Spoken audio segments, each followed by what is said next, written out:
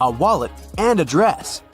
All that cost her $3,990. But the woman decided to pay in cash. Julie refused to sell the items to the client and called the police. Why?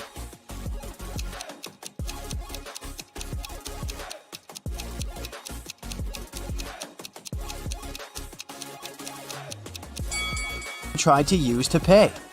They are two $2,000 bills, which don't exist. The police of Atlanta were notified that a prisoner had escaped from Chicago and taken the plane to Atlanta.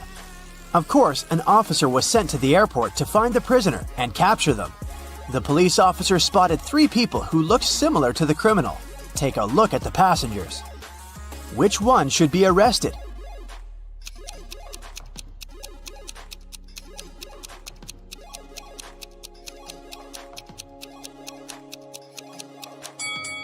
The prisoner must be this guy. He's the only one who doesn't have any luggage with him. Probably because he was running away and had none. In a small town, a grand robbery happened. Someone robbed a jewelry store in the local mall. At 6:03 p.m., the lights in the whole mall went off for 8 minutes. When the lights came back on, the most expensive jewelry pieces were missing from the shelves. The police interrogated 3 main suspects. Jack said, "I was picking out a present for my son in an electronics store when the lights went off. I was so confused as anyone else." Fred said, "I wasn't even in the mall at the time. I have no idea what you're talking about." And Stacy said, "I was in the bathroom fixing my makeup. I didn't even notice the lights went out." Who is the main suspect?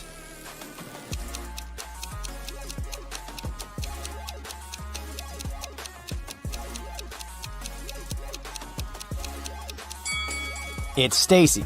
She said that she hadn't noticed that the light had gone out, but they went off everywhere, including the bathrooms. She would have noticed it, so she's lying. Ava has always wanted to get a cat, but her mom wouldn't allow her to have a pet. So, when one day she found a kitten on the street, she brought it home, but kept it a secret. She succeeded for 2 weeks, but one morning she went down to the kitchen. "Have you been hiding a cat in your room?" her mother asked. How did she figure it out?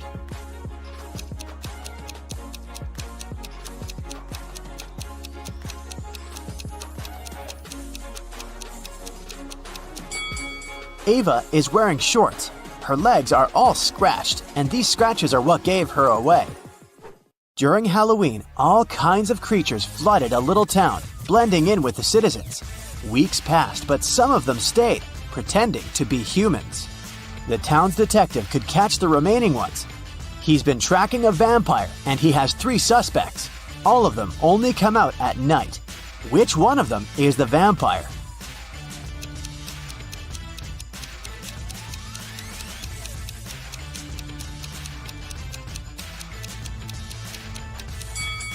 This guy is pale, but it doesn't necessarily mean that he's a vampire. This guy is wearing a silver chain, so he can't be one. But this guy doesn't have a reflection. This is definitely not a human. Ned works in a club, and his job is to check people's ID cards and not let inside any suspicious people or people below the age of 21. Take a look at these 3 ID cards and figure out who isn't supposed to enter the club. Okay, here's the first guest for you. What can you say about this man?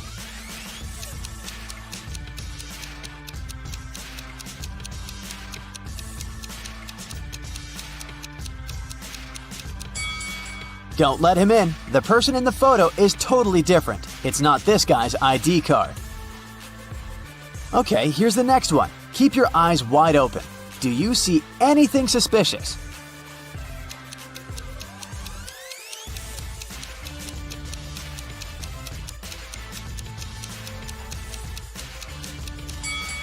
She seems fine. Let her in.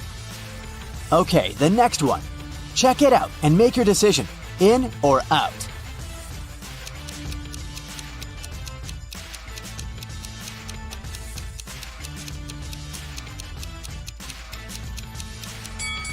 Las Vegas is written with a W. It's a typo, which is unacceptable for official documents. This ID must be fake. Here's the next guest for you to examine. What's your verdict? Will you let her in?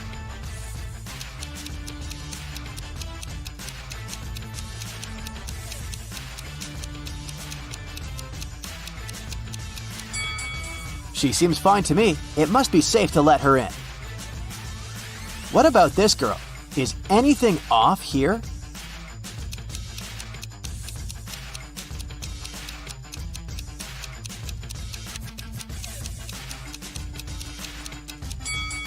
She seems fine to me too. Green light. Okay, the last guest. In or out?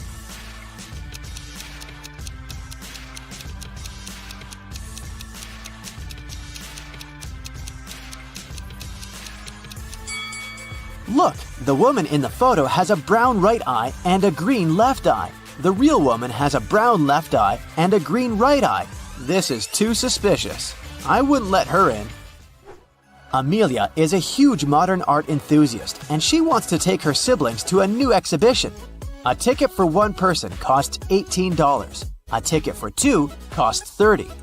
And a ticket for three costs $45. If she wants to pay as little as possible, should she invite her two siblings at once or go with each of them separately?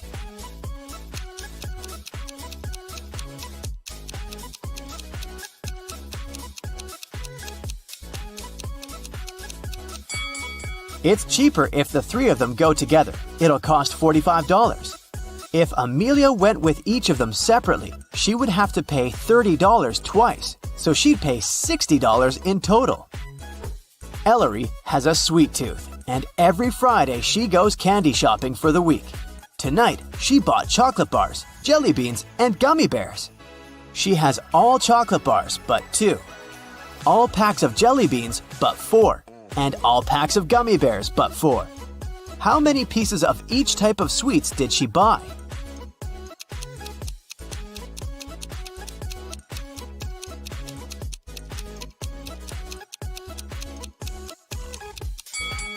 Chocolate bars are all but 2, which means that there are 2 packs of jelly beans and gummy bears together. So there's 1 pack of jelly beans and 1 pack of gummy bears. Chocolate and gummy bears are 4 together, so there are 3 chocolate bars. Ailu is a fairy living in her magical forest. Every day, she takes the same route for a morning flight to the lake. One Friday, she was flying to the lake when she met some other creatures moving towards her. There were 2 elves, 3 fairies, and a gnome. How many creatures were going to the lake that Friday morning?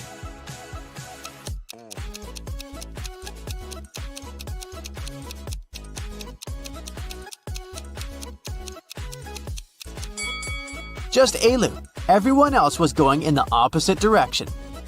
Lily and Della are twin sisters. Both girls failed their history test at school, and their mother made them study all weekend. In the middle of the day, Mrs. McAdams came to check on the girls. Take a look at Lily and Della. Which of them hasn't been studying?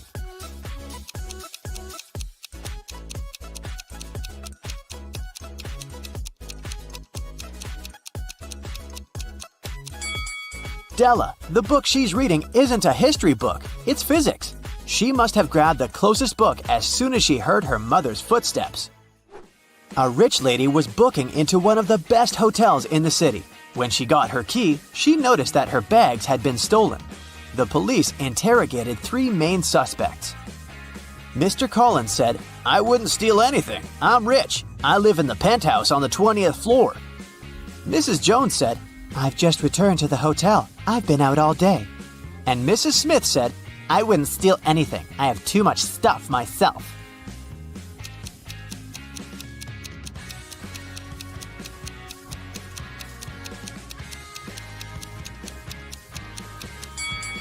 Mr. Collins seems shady. He can't live on the 20th floor because there are only 18 floors in the hotel.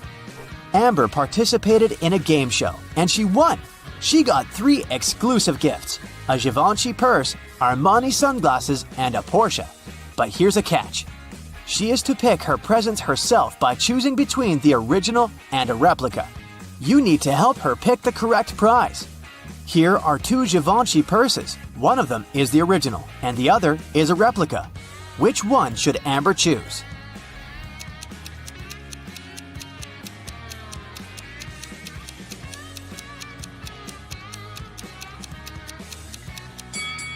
This one, it has the correct logo, so it must be the original. Now, there are two seemingly identical pairs of sunglasses, but only one of them is the original from Giorgio Armani. Which one?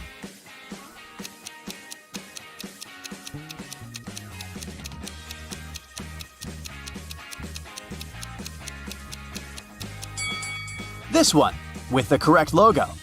And finally, the Porsche. Let's see if you remember their logo.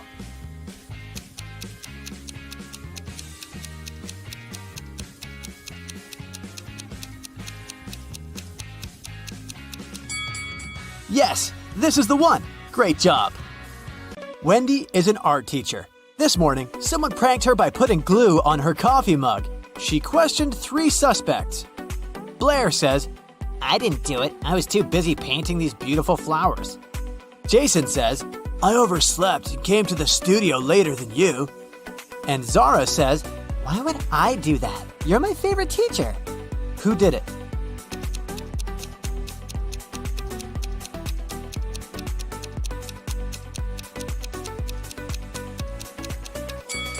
It was Zara. There's a glue pen in her pocket. Wendy gives her students a task and leaves the studio. After a while, she returns and sees this painting. She says, Wow, who painted this masterpiece? 3 students claim to be the author of the painting. Can you guess who tells the truth?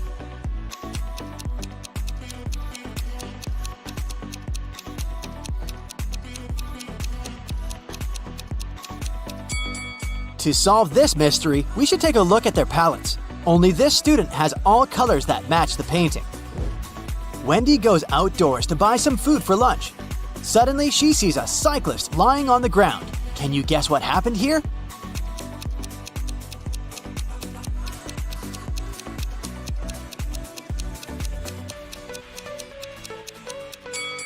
In fact, the car hit the ketchup bottle. The cyclist just fell nearby and got stained. Wendy receives a delivery. 3 identical boxes with artist supplies. All boxes are labeled incorrectly. Wendy needs to label all boxes correctly by opening just one of them. Can you help her?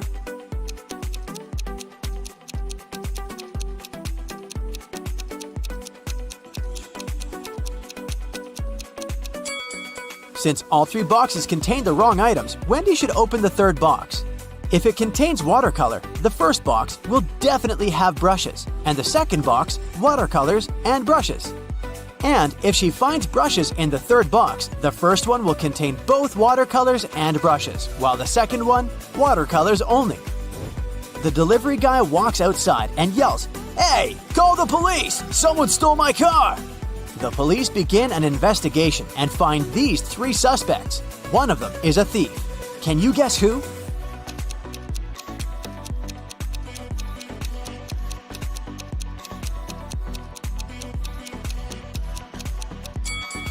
The first guy is just coloring his fence, and the third one is a gardener, but the second guy is hiding a lockpick in his shirt pocket, so he's the thief. Wendy comes to a party. 3 guys invite her to dance, but one of them is a werewolf. Can you guess who?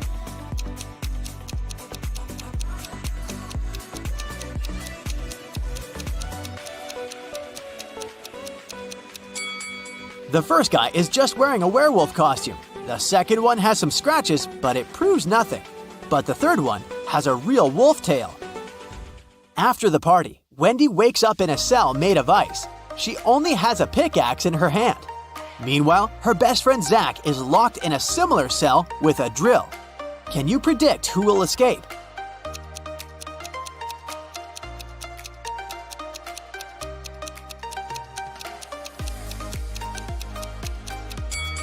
Only Wendy will escape. Zach can't use a drill without electricity. The next day, Wendy arrives at the art studio. She leaves her takeaway coffee at the desk and goes to the toilet. Wendy returns and finds out that someone had drunk her beverage. She checks the cup surface for fingerprints, but she only finds her own traces. Wendy questions 3 suspects among students. Blair says, Sorry, I've been washing my brushes in the sink. I didn't look at your desk. Jason says, Sorry, I don't like coffee, and besides, I've been streaming stories for my followers. And Robin says, I was changing in the dressing room to be a model for portrait class. Can you spot the thief?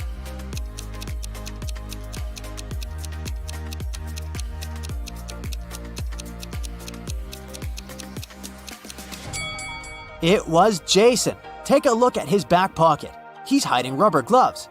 That's why he didn't leave any fingerprints. Wendy receives an emergency call. Someone had stolen paintings from her art studio gallery. Wendy interrogates 3 suspects among the visitors. Sarah says, "I came here to buy some of your paintings, but when I entered the gallery, the walls were empty." Jill says, "I went blind 7 years ago, so I didn't see anything. I only visit this gallery to use your toilet." And Robert says, "Why would I rob this place? I'm the major investor." Who's lying?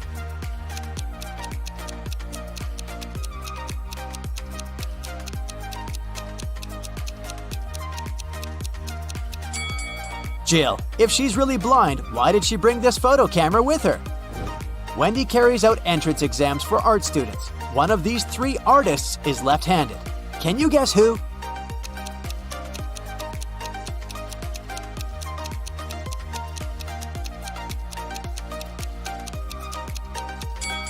It's the third guy. It's easier for lefties to hold a palette in their right hand and paint with their left.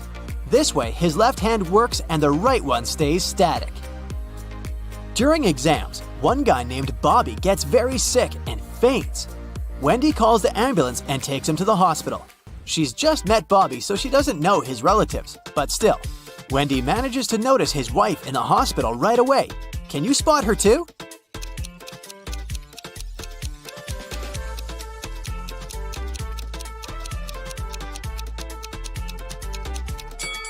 It's the first lady. They have identical tattoos, and the third lady has a similar mole on her cheek, so she's probably Bobby's sister. Doctors suspect poisoning, so they keep Bobby in the hospital to make tests. Meanwhile, Wendy returns to the studio and questions 3 witnesses among the applicants.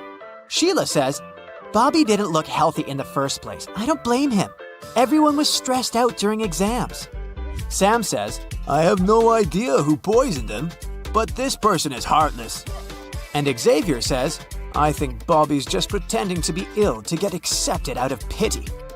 The next day, Bobby calls Wendy with the test results. He was poisoned. Wendy calls the police right away and they arrest one of the witnesses. Can you guess who and why?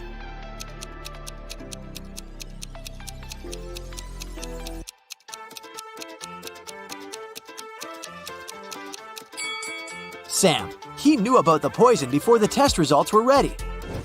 The next morning, Wendy enters the studio and sees that someone has left a hot mess. Canvases are torn and paints are spilled all over the floor. Can you count all the brushes in this room?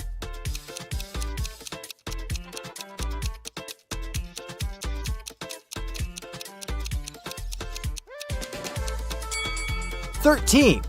What about the glass jars? Can you count the exact number?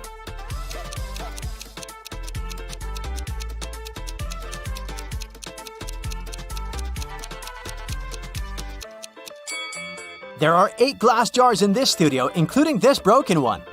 Wendy asks her 3 students, "Who's responsible for this mess?" Nina replies, "I think it was David. He never washes his hands and clothes. He's such a weirdo." David says, "It was Nina. She's just jealous because her paintings weren't selected for an art exhibition." And Amber says, "I don't know who did it. Yesterday, I was feeling sick and stayed home." Who's responsible for this mess?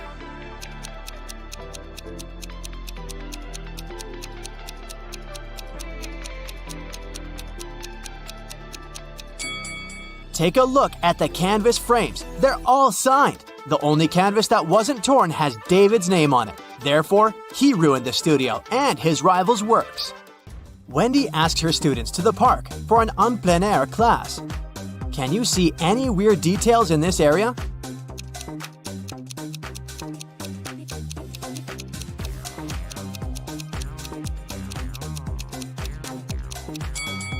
This is an apple tree, but why are there so many oranges under it? 2 students have painted almost identical pictures. Can you help Wendy find 3 differences?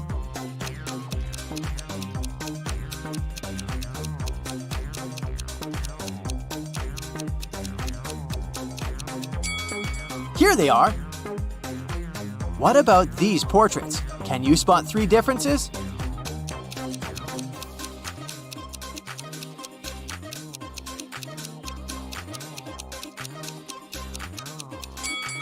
Over here. After the class, Wendy is trying to leave the park and gets lost. She has to walk through this confusing maze. Can you help her find the way out?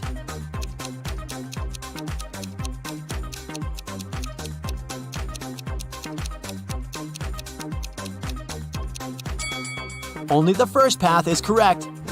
On the way home, Wendy enters a supermarket. Can you count the number of cacti?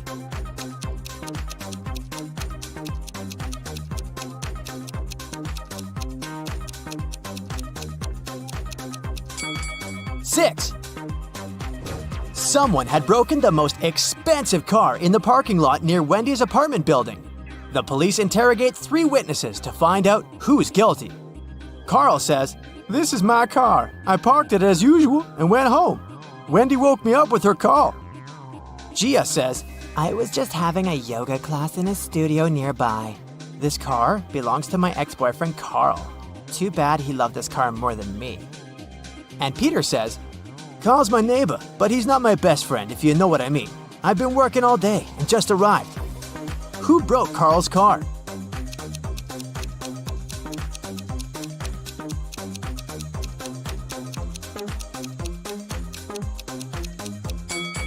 It was Gia. She's hiding a baseball bat inside her yoga mat. Jenny and Ben were about to get married. They wanted to book a hotel for their wedding ceremony in the party. So they went to a wedding planner to look at some options. She told them only 3 hotels were available for the day they wanted and showed them the pictures. Which one should they choose?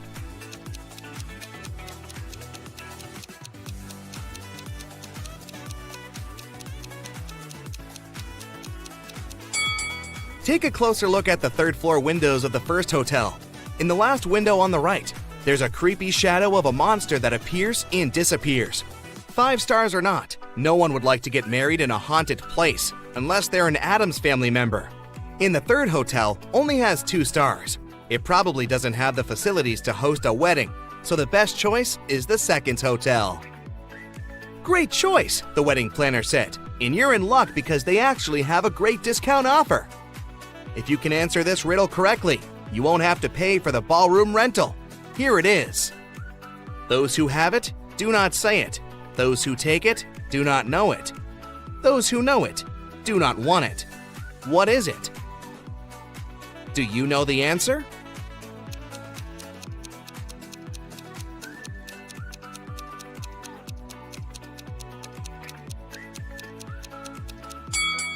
It's fake money. The next day, Ben and Jenny went to the hotel to pick the best ballroom for their party. The hotel manager took them to 3 different rooms where they could host everything, from the ceremony itself to the dinner and after party. Which one should they pick?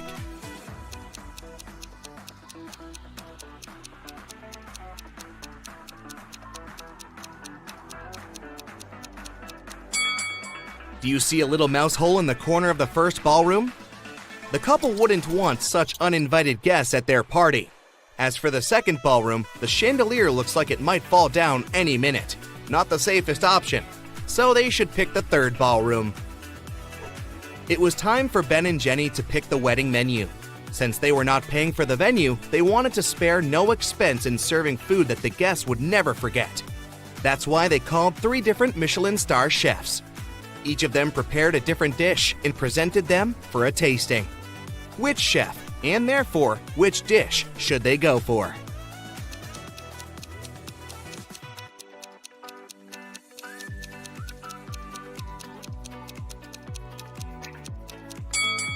Even though the dish the 2nd chef made looks perfectly fine, do you see a rat's tail hanging from his chef's hat? There must be some ratatouille situation going on there. So that's a pass. The 3rd dish looks like spaghetti, right? Well, look again. Those are actually very thin snakes. Exotic flavors might not be the best option, so they better go with the classical burger that the first chef made. Before they made their wedding vows, Jenny had to say yes to a dress.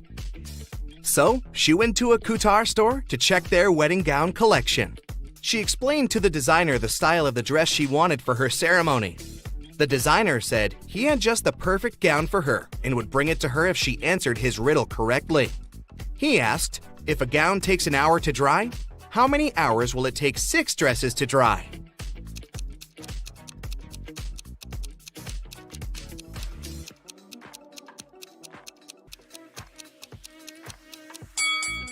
It'll still take 1 hour because they'll all dry at the same time.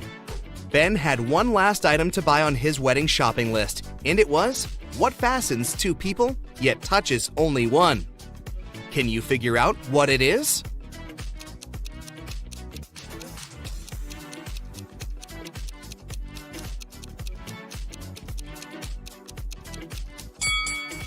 It's a wedding ring, of course. Ben headed to a jewelry store to get something blue for his bride. The store owner showed him 3 different wedding rings with blue gemstones. Which one should he buy?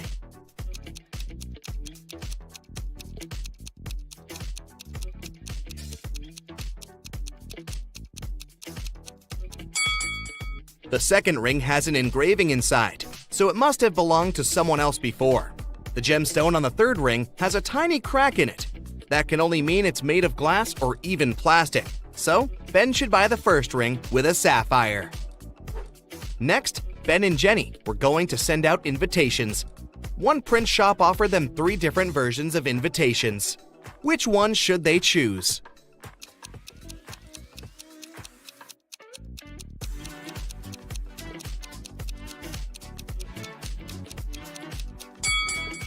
Do you remember the name of the hotel they booked? It was Sunrise Lodge, but the first invitation says Sunset Lodge. So this one won't do. And on the third invitation, their names are printed as Benny and Jen. That's not our couple, so they should choose the second invitation. Before the wedding, 3 of their friends paid them a visit. One of them brought a painting as a wedding gift, but all 3 claimed that they were the artist who had created it. 2 of them must be lying. Can you figure out who the actual artist is?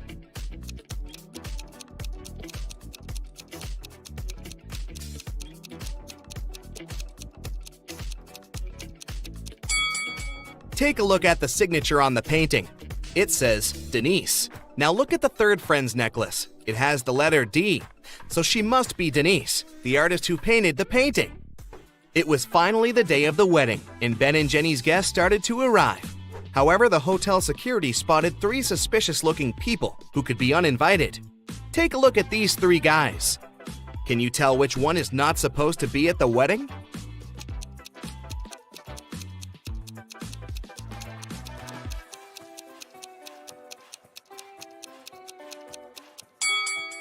Do you see the hotel wristbands that say Ben and Jenny that the second and the third guys are wearing? That can only mean they are actually invited. So it's the first guy who's crushing the wedding. Sorry, dude, no free drinks for you. After the vows were exchanged, it was time to party. As Ben and Jenny were dancing, someone spilled their drink on Jenny's dress, but no one saw who it was. Jenny spotted 3 people who could have done it. Take a look at them. Can you tell who ruined her dress?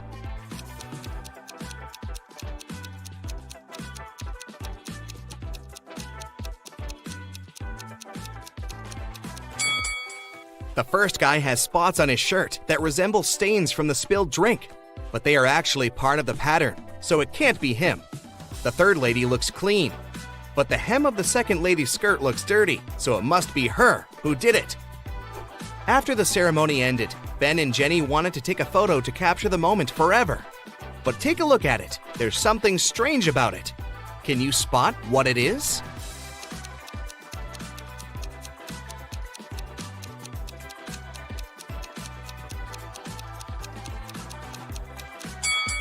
Can you see a woman hiding behind the trees watching them?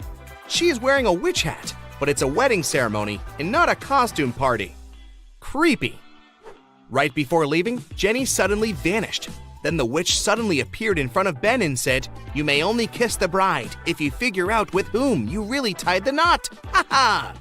Then 2 Jennys appeared in front of Ben. Can you tell which one is his real wife?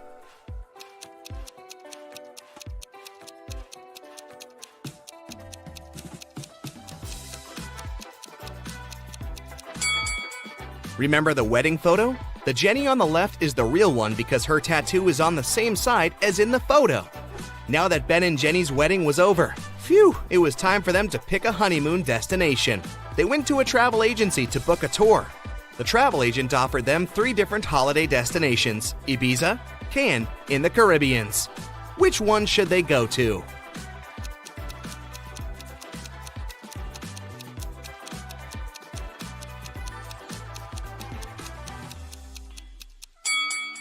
Have you noticed the weather forecast on TV in the office? It states that the weather in Ibiza is going to be windy in the upcoming days, and in Cannes, it's going to be rainy. So they should pick the Caribbeans and enjoy the sun. The travel agent said she could upgrade their plane tickets to business class for free. It would be her wedding gift to them. But they had to crack this riddle. What can travel around the world while staying in a corner?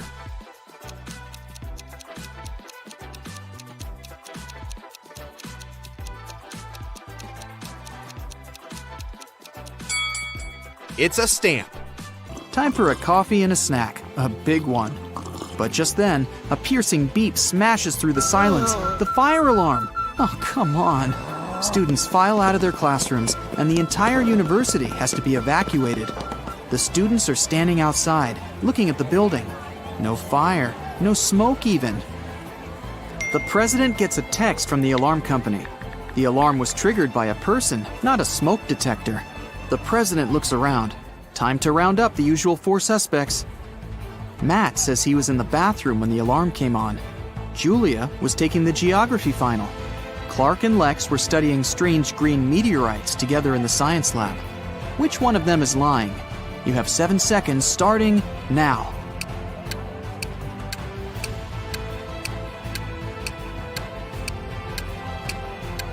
It was Julia. The geography teacher postponed the final, remember? Why would she lie unless she had something to hide? Today's not really his day. Someone cut down a tree right in the middle of the quad. The caretaker saw 4 students hanging out under the tree this morning, and now it's gone. Time to interview the suspects.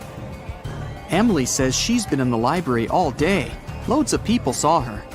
Sam claims he was in the cafeteria having some soup.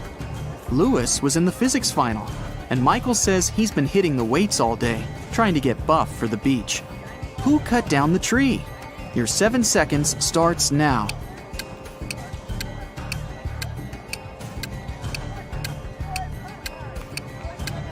It was obviously Sam.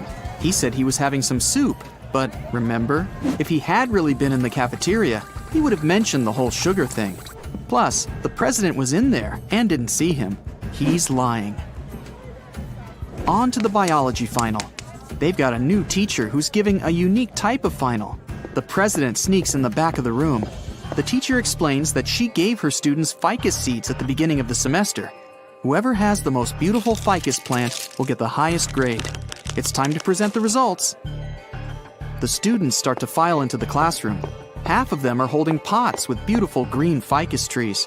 The other half have pots filled with plain old earth. No leaves, no nothing. The teacher says the students with empty pots all get an A. Why did the teacher do that? Solve this mystery in 7 seconds. Go!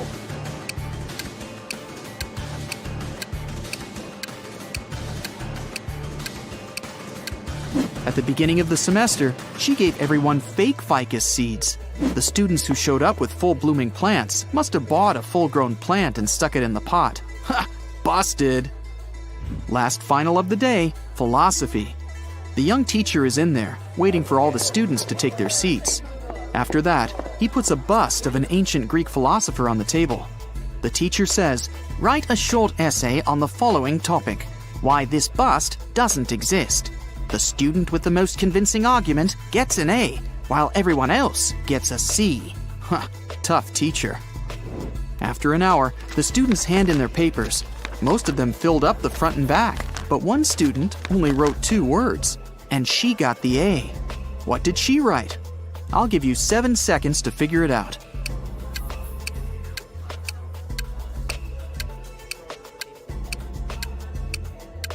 She wrote, "What bust?" The president heads outside again, this time for the parking lot. What? Someone took the tire right off of his car. How's he gonna get home? He still has a spare tire in his trunk, but the thieves took the bolts too. All 4 of them. What can he do? You have 7 seconds to come up with a plan.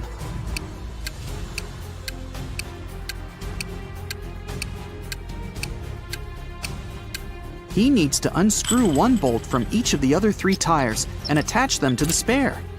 Each tire now has 3 bolts. That'll be enough to get to the nearest service station. What an intense day! The president's ready to kick back for a few, but he gets another urgent text. There's broken glass all over the quad. Someone broke a window up there. The only 3 people around are a cook, a gardener, and a student.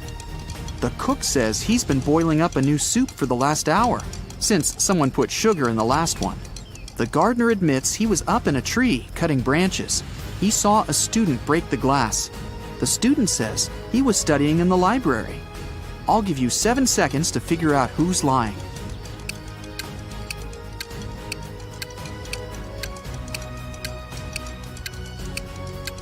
The gardener's lying. How could he have been up in the tree? It had already been stolen. He broke the glass, probably just by accident. The day's finally over. The president heads over for the best tradition on campus, the post-finals party. It's in the basketball arena. There are lights, decorations, and even a DJ. Everyone's dressed up, looking relieved. Finals are over. The party goes all night, but around 4 a.m., someone accidentally slams the doors too hard, and it triggers the automatic locks. Everyone's trapped. The president can be the hero of the party. He just needs to find a way out, grab the spare keys from his office, and open the door from the outside. But how? One of the students, Eric, says he knows how to get out of the gym through a vent. The president looks at him, and his face goes red with anger. Why? Last riddle, 7 seconds. You can do it.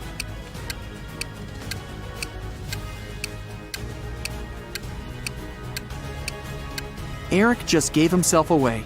He's obviously been in the ventilation shafts before, so it was probably him who stole the physics final.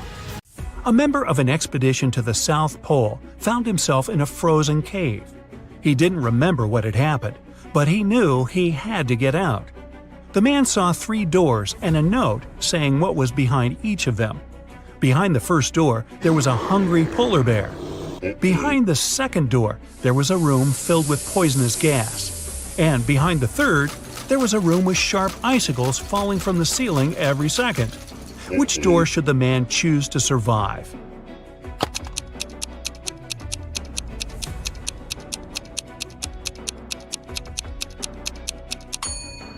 He should pick the first door. He's at the South Pole. There are no polar bears there. After classes, Nora stayed at the university. She needed to finish her project. She was sitting in the hallway. Soon she got hungry. The girl went to grab some food and left all her stuff behind. When Nora returned, she checked her things and called the police. She told them what had happened and reported her wallet stolen. There were 3 other students nearby. All of them were questioned. Kennedy said she had been texting her friends. Ethan said, "I did sit close to Nora for a while, but I didn't see or touch her wallet." Gabriella said she had been in the classroom and just walked out a couple minutes before. The detective listened to them and left without arresting anyone. Why?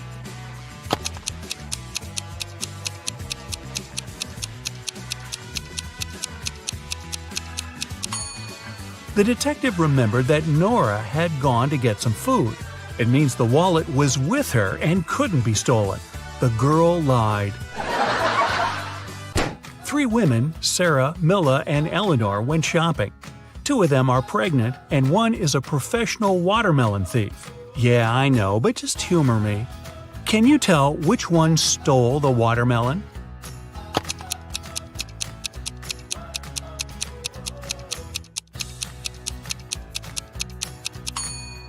It's Milla.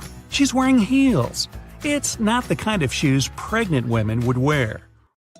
Aurora was spending her summer in the countryside. She often took long walks in the forest alone. One day, she saw a huge mansion. It was obvious no one lived there, so she entered the house. It was dusty inside, but still beautiful. Aurora took some pictures and left the place. When the girl came back home, she looked through her photos. She wanted to pick the best ones to post on her social media, But then she saw one of the photos and screamed. Take a careful look at this photo. Can you see what scared her so much?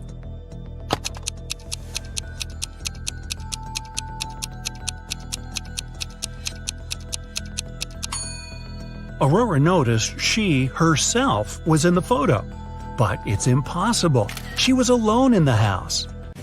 Stella and Adeline were sisters. Their grandmother once presented Adeline a bracelet. But both girls loved this piece of jewelry very much. So sometimes Stella snuck into her sister's room and borrowed the bracelet. One day, Adeline came home and noticed the bracelet was gone. She knocked on her sister's door. Stella opened the door, realized it was her sister, and shut it again. In a couple of minutes, Adeline managed to break into the room. She started searching for the bracelet. Stella told her that this time she hadn't taken Adeline's jewelry. Adeline didn't find anything and had to leave. But on her way out, she remembered something and managed to get her bracelet back. Where was it?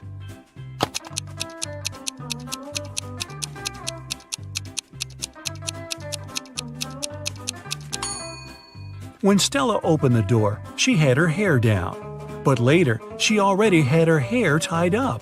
In those few minutes, she made a bun and hid the bracelet in her hair. On a rainy summer night, Mrs. Miller came home after work. Her neighbor, Mrs. Smith, visited her. The women wanted to have some tea together. Mrs. Smith said her daughter was at a party. She met one of Mrs. Miller's triplet sons there. Mrs. Miller asked which one it was, but her friend didn't know. Her daughter could never tell the guys apart. The problem was all three of them were grounded and weren't allowed to go out until the next week. Mrs. Miller wanted to find out who had broken the rules. She called the boys and asked how they'd spent the day. Ian, the artist, said, "In the evening, I was outside drawing." Ryan, the musician, said, "I spent all day inside writing a new song." Luke, who likes sports, said, "I did a workout and spent the rest of the day reading." Mrs. Miller understood which of her sons was lying and grounded him for another month. Who's the liar, and how did she know?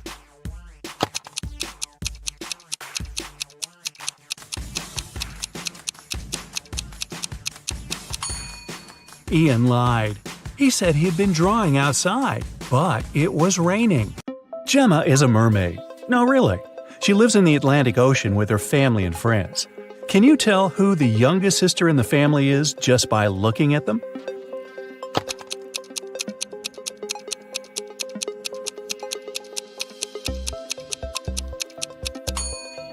Take a look at the granny mermaid.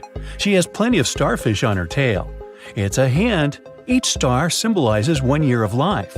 That means that the second mermaid is the youngest. Her tail is decorated with 15 starfish, which means she's 15.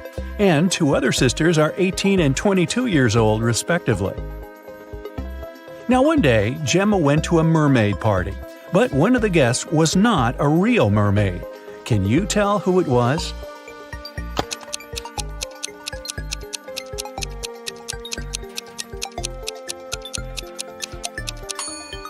This shark over there is not a mermaid. Gemma's mother, Fiona, owns a cute one-story jewelry store for mermaids. She came to her store early in the morning and found out that the most expensive necklace had been stolen. She called the underwater police. Detective Fisher arrived and questioned Fiona. "I closed the store at 10 p.m. and went home. The pearl necklace was still right there." Detective Fisher identified 3 suspects. The owner of the store next door said, "I closed my door at 8 p.m. and went home right after that." The guard said, "I was on duty last night. Perhaps the thief snuck into the store when I was patrolling another floor." And the cleaning lady said that she'd finished cleaning at 4 p.m. Then she rushed home because her husband was having a birthday party. So, who's lying?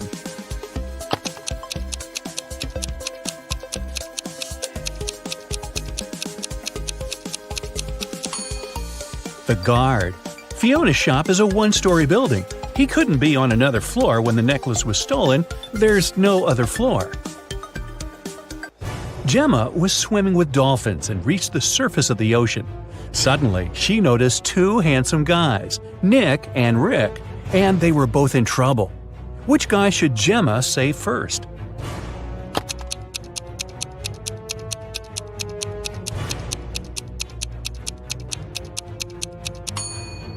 Rick. Although this wooden boat is a bit flooded with water, it's still okay, and Nick can scoop the water out. But this inflatable boat is damaged. Rick will soon find himself in the water, and a shark is nearby. Gemma saved both guys and brought them to the shore.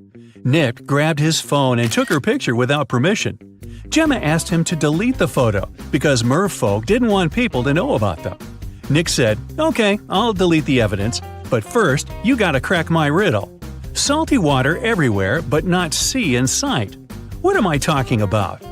Can you help Gemma?"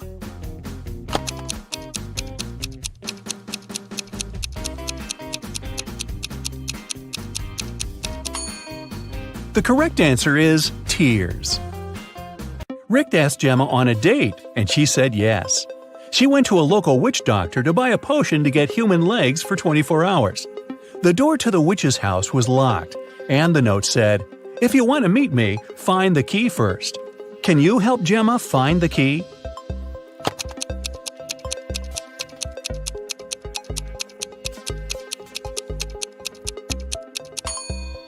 Here it is. Gemma opened the door with the key and found another door that required a password. There was a note on the door. What has 88 keys but cannot open a single door? Can you help Gemma crack the code?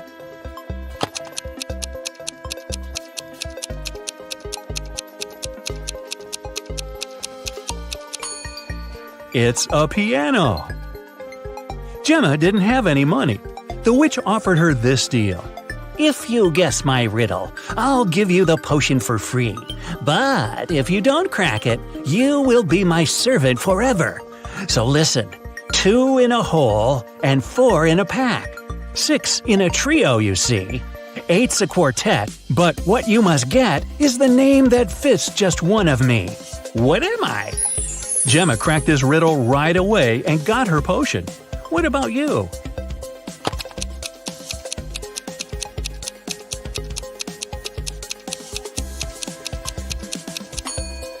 The correct answer is half. Gemma got the potion, drank it, and turned into a human. There were 3 routes she could take to get to the meeting point. The first path led through a village inhabited by vampires. The second path is full of toxic flowers that could make her lose her mind. And the third path went through an enchanted forest that blocked all magic and canceled all previous spells. Which way should Gemma choose?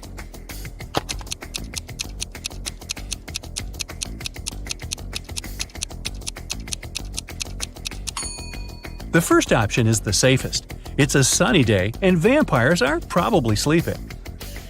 Rick and Gemma met at a restaurant called 3 Mermaids. But there are only 2 statues of mermaids on the porch. The owner of the cafe, Victor, is well aware of this and could easily fix this. But he doesn't. Why?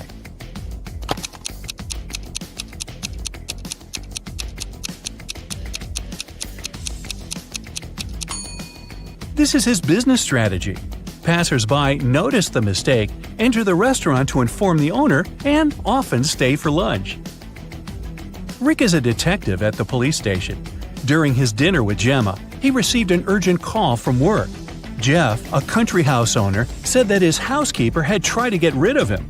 The night before, the housekeeper gave him an apple for dessert. The man took a bite and passed out. He woke up the next morning and immediately called the police. Rick and Gemma went to the crime scene. The housekeeper denied everything. Gemma didn't know who to believe, but when Rick examined the crime scene, he understood who was lying right away. Who's the liar, the housekeeper or the owner?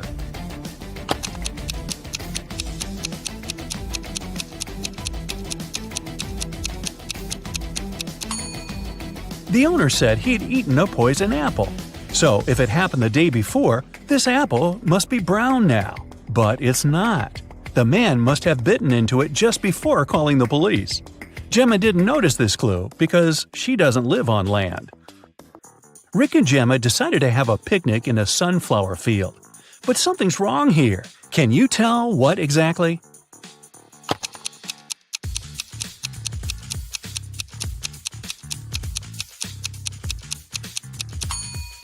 The wind is blowing the clouds to the right, but the sunflowers are swinging to the left. That's impossible. Gemma fell asleep in the field. When she woke up, Rick was gone. She looked around and saw an evil elf. He said, "I've put your boyfriend in jail, mermaid. If you want to see him again, solve my puzzle. I can be red, blue, purple, and green. No one can reach me, not even the queen. What am I?" Can you help Gemma save Rick?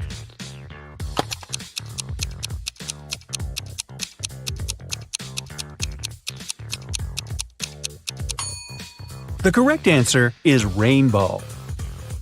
The elf took Gemma to his secret lab. He said, "I've cloned your boyfriend so we don't need him anymore. Now you may take him home. Unfortunately, I don't remember which of them is the real Rick, but you know better. Can you help Gemma decide which of these guys is her Rick?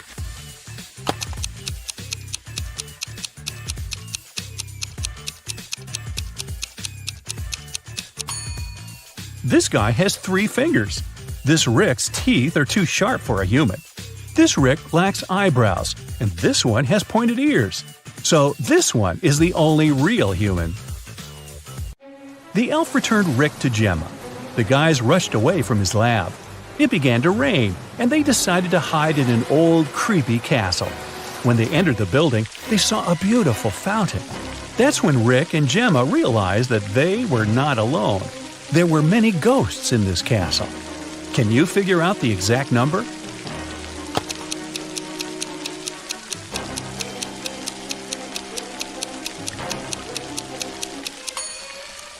There are 7 ghosts in this picture. One of the ghosts is hiding inside the fountain. And the guy over there is not a ghost. He has feet and he's sweating. He's the owner of the castle. Lucas works as an accountant in a furniture manufacturing company. A few days ago, he forgot to put his sales results in the weekly financial report. Fortunately, his boss didn't notice this. So Lucas corrected the document and solved the problem. Yesterday, he was late for work and missed an important meeting with the sales department.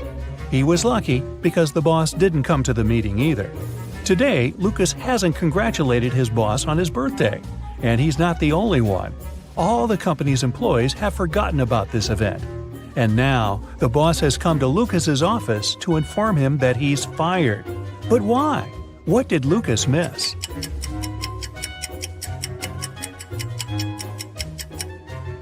The boss fired him because he noticed that Lucas had been watching YouTube videos on his computer during working hours.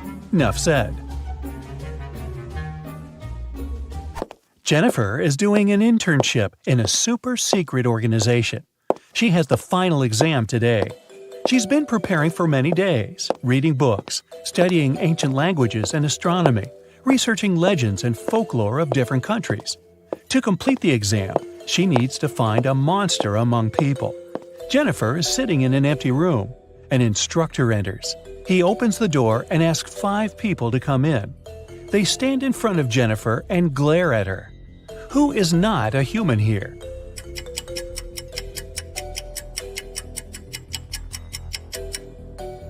Look at this guy. He has 2 identical left hands.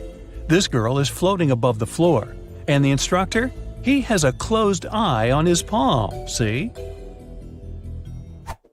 Kevin comes to a Halloween party. All people here wear zombie outfits. Kevin notices that some of them behave weirdly. That must be because they're real zombies. Have you spotted any zombies?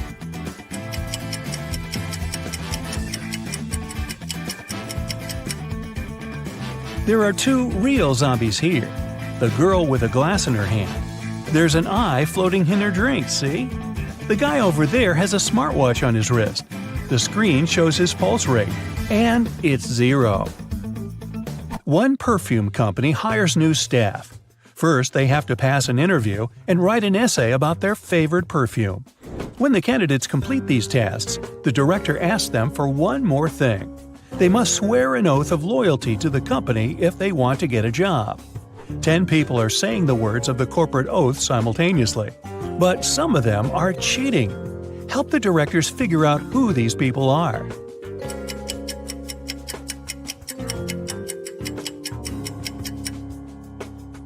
This guy keeps his fingers crossed, and the man on the left is standing with his legs crossed. They won't be loyal to the company, so the director doesn't hire them. Two influential media moguls are having lunch at an expensive restaurant. They're discussing the merger of their companies.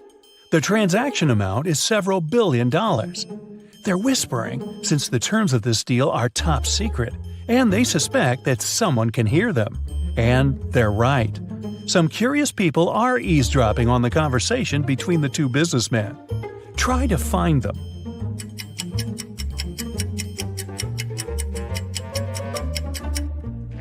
The girl at the next table is reading a newspaper that is turned upside down. She's obvious trying to overhear what the billionaires are talking about. This guy over there is listening to music, but the headphone wire is not connected to anything. Another girl is sitting at the table in the corner with a cocktail. But instead of an umbrella, there's an antenna in her glass. She's recording the conversation. "Where are my employees?" a boss shouts. He's furious because 3 people haven't come to the office. He calls each of them to find out the reason. All 3 tell him they got ill. The boss doesn't believe them, so they have to arrive at the office. Mary is wearing a warm jacket, hat, and scarf. She sneezes, coughs, and looks sick. Lori is walking on crutches. Her leg is in a cast. Sometime later, Michael appears. He's got a hand injury, and now he can't type. The boss is sure that one of them is faking. Who is it?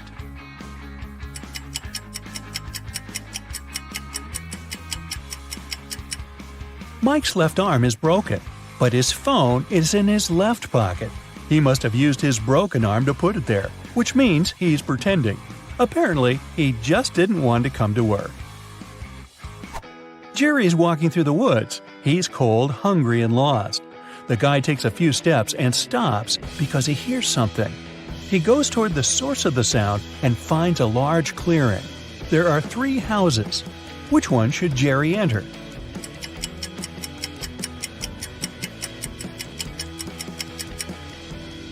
The house on the left is closed from the outside. There's a lock on the door, see? The house on the right seems safe, but look at these footprints leading to the door. These are wolf paw prints. Jerry should choose the house in the middle. A wanderer has been walking through the desert for several hours. He doesn't have any water left, and he's losing strength. He climbs a low hill and sees 3 lakes. They're far from one another, and only one of them is real. Help the wanderer distinguish the reality from a mirage.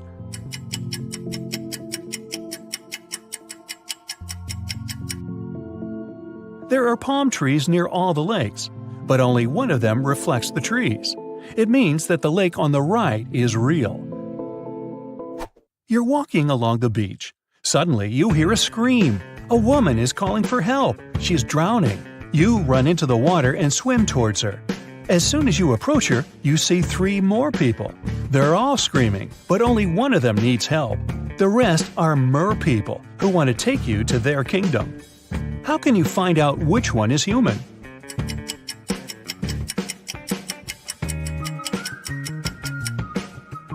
Dive under the water to see who has a fishtail. Richard likes abandoned buildings and old castles. Today he's going to check a huge house that belonged to a vampire a long time ago. Well, that's what the legends say. Richard certainly doesn't believe this. He takes his camera and sets off. It's dark and cold inside the house. Crackling sounds are coming from the corridor. Richard shines a flashlight and sees 3 vampires. Richard starts running away, but then he stops and returns. It seems these vampires are fake. How did the guy understand this?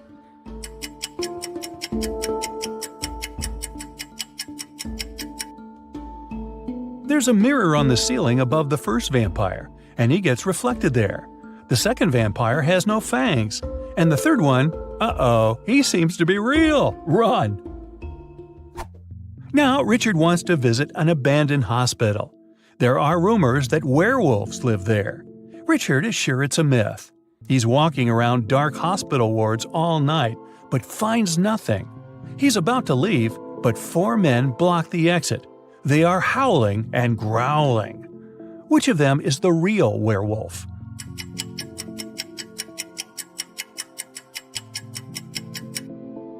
No one. The full moon is shining through the windows, but these people haven't turned into monsters. But still, Richard runs away. It seems these guys are really crazy.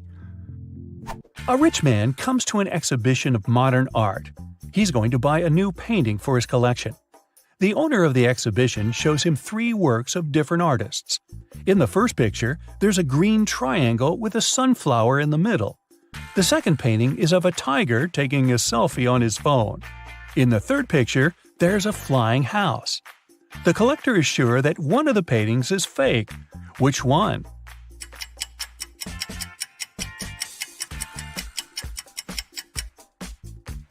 Each canvas has the artist's signature and the date when it was created.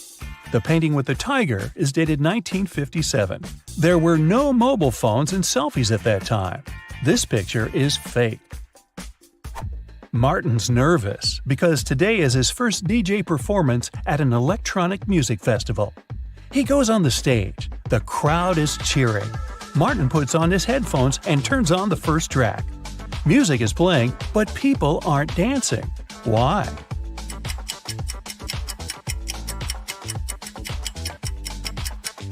The music is only playing in the DJ's headphones. Martin hasn't connected the wire to the speakers, see? If it's raining at midnight, can you expect that in 72 hours it'll be sunny?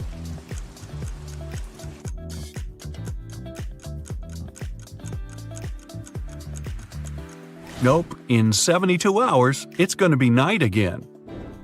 In the room, there are 2 people, both of them sitting. But if one of them stands up, they won't be able to take the other one's place whatever they do. How is that possible?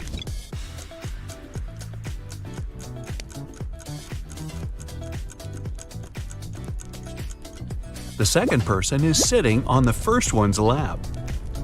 A father tells his teenage daughter, "You arrived very late at 3 a.m. and made us all worry a lot. I don't want this situation to repeat." His daughter, though, replies that it will never happen again. How can she be so sure?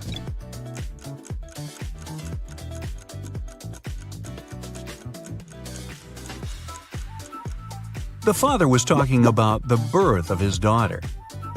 An art expert paid big money at an auction for a painting that he knew didn't cost anything. He was an honest man and didn't have any criminal intentions. Why did he buy this picture?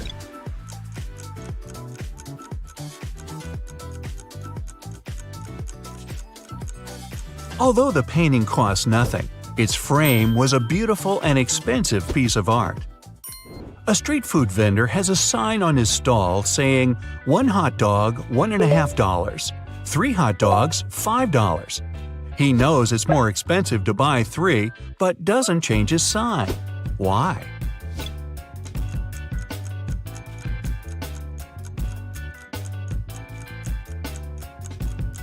Each time a customer saw his sign, they would buy 1 hot dog, then another, and then a third one, totaling up to $4.50. Thus, everyone's happy. The customers think they're clever, and the vendor gets his sales up. During a fire, a bank was robbed.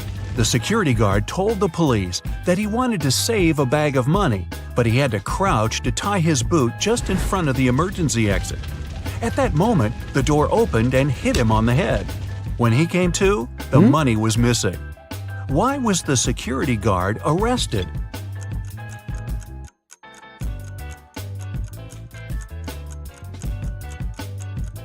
Well, all emergency doors open outwards.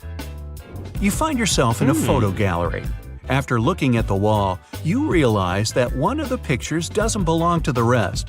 You see a raccoon, a llama, a football, and a balloon. Can you tell which is the odd one out?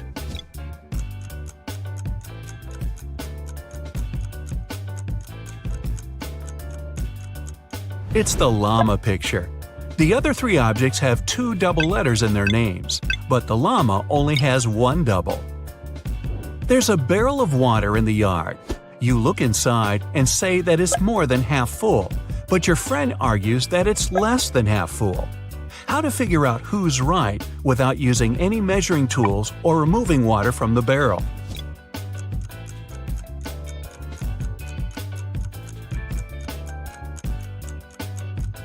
Tilt the barrel so that the water touches the rim. If you can see the bottom, the barrel's less than half full. If the bottom is still covered with water, it's more. Sam and his brother John were always fighting. Their mother couldn't take it anymore and came up with a clever plan to stop them. She told the boys to stand on the same piece of paper in such a way that they didn't touch each other, and it worked. The boys couldn't fight anymore. How did she do it?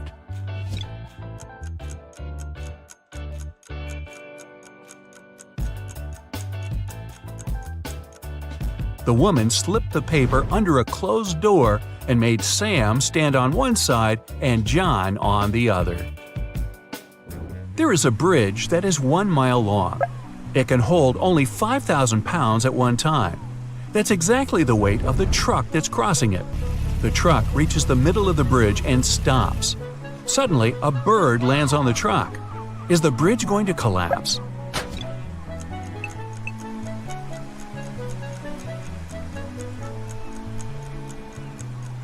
The bridge isn't going to break down because the truck has already used some gas to get to the middle and therefore weighs less than 5,000 pounds. A young woman is sitting near the window. At first, she's deep in thought. Then, she suddenly decides to throw something out of the window. A couple minutes later, she drops on the floor unconscious. She's perfectly healthy and isn't prone to sudden faints. There was no one outside to have hit her either. So, what happened?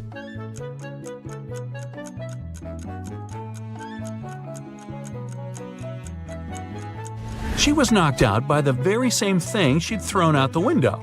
It was a boomerang that came back and hit her on the head. Well, that was a dumb thing to do. Two men are in a room facing each other. One of the men is a psychic and can see into the future. He predicts that in 10 minutes, the other man will be hit on the back of his head. Of course, shocked and paranoid, the other man can't stop staring at the clock on the wall. And exactly 10 minutes later, he's lying face down on the floor. How could it happen?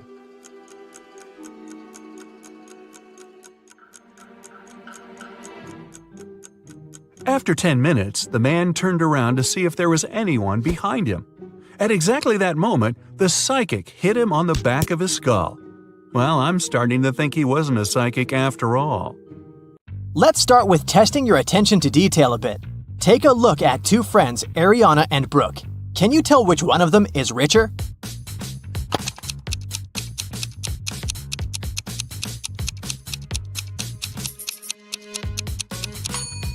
It must be Ariana. Look, she has an original Louis Vuitton purse. Cameron and Dean went fishing on a lake in the middle of winter. Here are photos of them. Cameron is posing with just a little bit of clothing when it's freezing cold, and Dean is posing with a big fish he caught. Which one of them is less smart?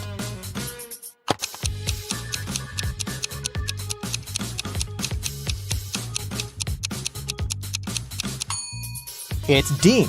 Look, the ice on the lake is cracking. It's dangerous to stay there. Everly and Jasmine are in a hurry to get to work. They're running late. Everly is going her usual way, and Jasmine has taken a shortcut. Which one of them is in danger?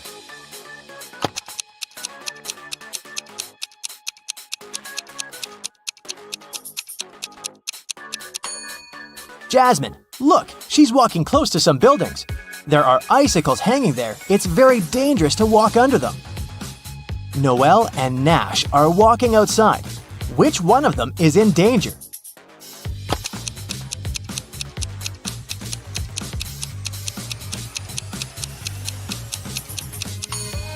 It's Noelle. Even though Nash is blind, he has a stick and he'll know that there is a hole. Noelle might not notice this because she's too focused on her phone. For her wedding anniversary, Charlotte received a diamond necklace. Next evening, she was having dinner with her friends and showed the necklace to them. She let them look at it and left for the bathroom. When she returned, the necklace wasn't there. Her friends told her that she had taken it with her. Take a look at the pictures before and after and tell where the necklace is.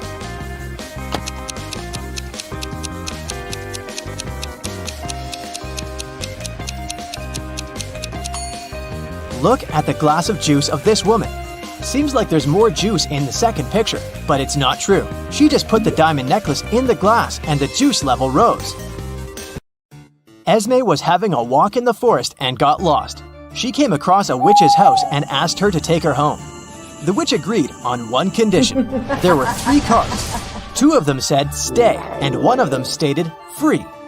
They were facing down and Esme didn't know which one was where. If she picked the free one, she would go home. Otherwise, she'd have to stay with the witch. There was a hint. 1 stay card wasn't in the middle. The second stay card wasn't next to the other one. Which one should Esme pick?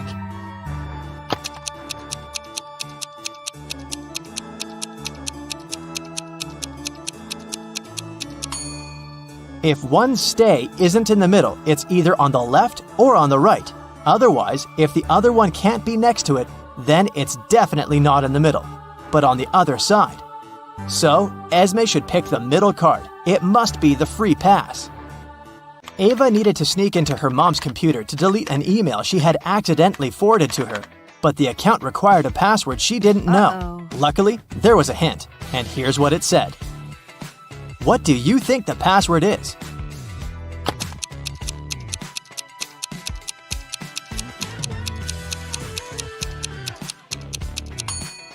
The second number is the number you get if you multiply the digits the first one consists of.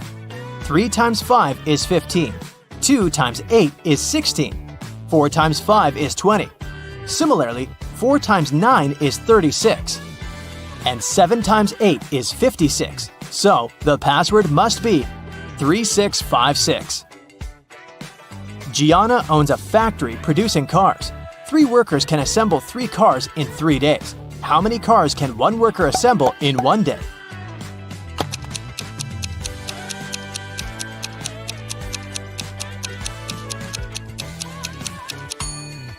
If 3 workers assemble 3 cars in 3 days, then 1 worker assembles 1 car in 3 days. So, in 1 day, a worker assembles 1/3 of a car.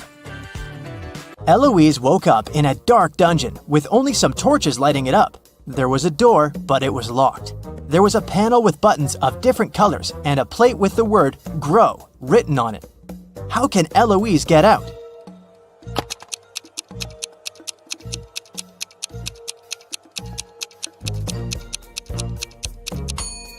The word is the hint, and the letter it consists of are the first letters of the colors of the buttons Eloise has to press, in respective order, which are green for G, red for R, orange for O, and white for W. Miel likes everything to be in perfect order. Her room is very organized, and even her collection of numbered marbles is sorted into 3 boxes. In the first box, there are marbles with numbers 1, 2, and 7. In the second box, there are marbles numbered 1, 4, and 5. 2 marbles in the last box have numbers 6 and 3 on them. What's the number on the last marble in the last box?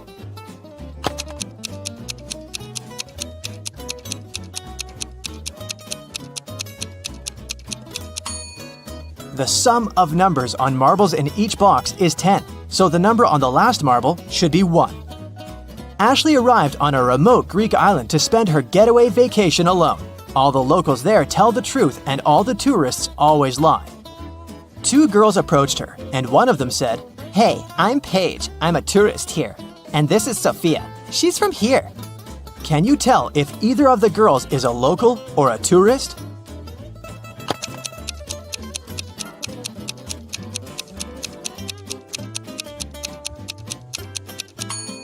Since locals always tell the truth, a local would never call themselves a tourist. So, Paige must be a tourist, which means that she's lying about Sophia being a local.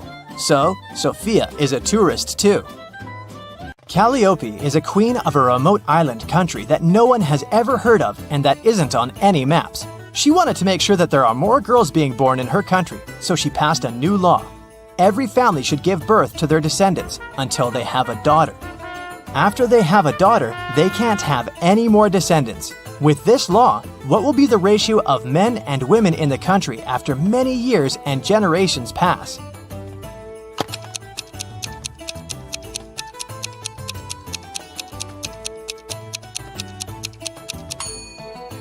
With every birth, there's a 50-50 chance of having a boy or a girl. So, it doesn't matter how many are born in any family, the ratio will always stay more or less 1 to 1. This law will only ensure that there's at least one girl in every family. Hannah found her old necklace, which is now broken into 5 short chains, having 4 gold links each. She took it to a jeweler, asking him to fix it. The jeweler said the cost of repairing it is $10 for every link he needs to open and reseal. So, since he will break a link in each chain, it will cost $50 to repair it. Is there a better way to do it that will cost Hannah less money?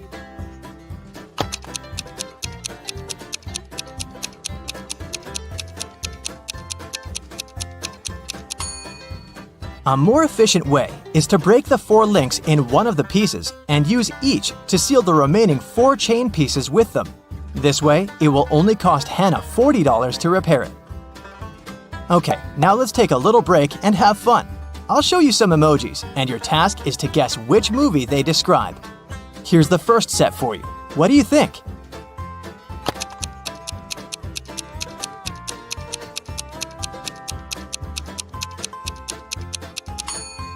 Yes, that's The Lion King, of course. Nothing hard.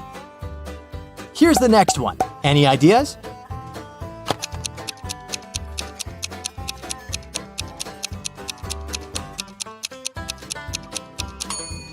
Beauty and the Beast, another Disney classic. This one is my personal favorite. Have you seen it?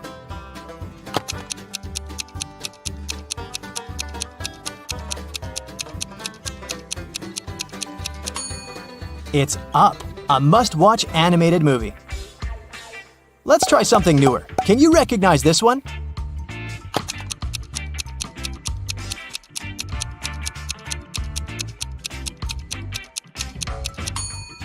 This is Encanto. Moving on from the animation a bit, what is this movie? I bet you know it.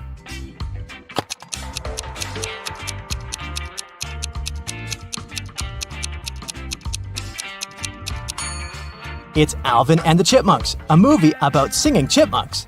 Karen is at a corporate party. Her boss, Mia, brings a bunch of identical envelopes and says, "I personally put the grand prize in one of these envelopes. It's a certificate for a trip to Bali. But no worries, the remaining envelope contains consolidation prizes prepared by our sponsors. Can you help Karen win the trip to Bali?"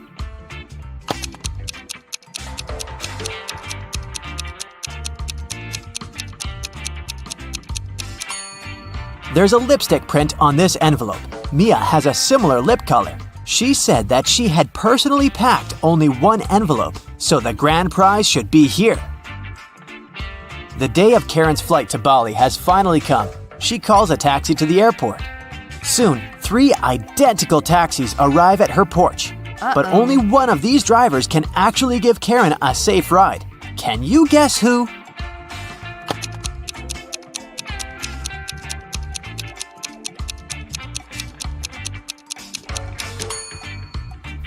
The second car has a flat tire, and the driver of the third taxi is a werewolf.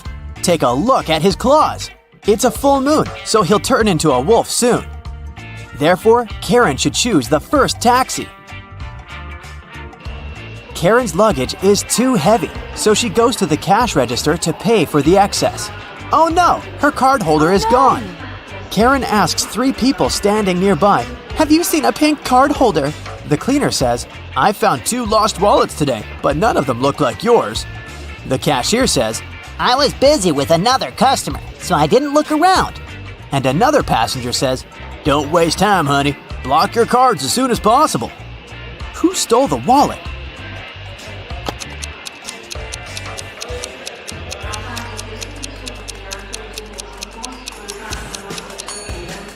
Nobody. Karen put it in the fold of her hat and forgot it there.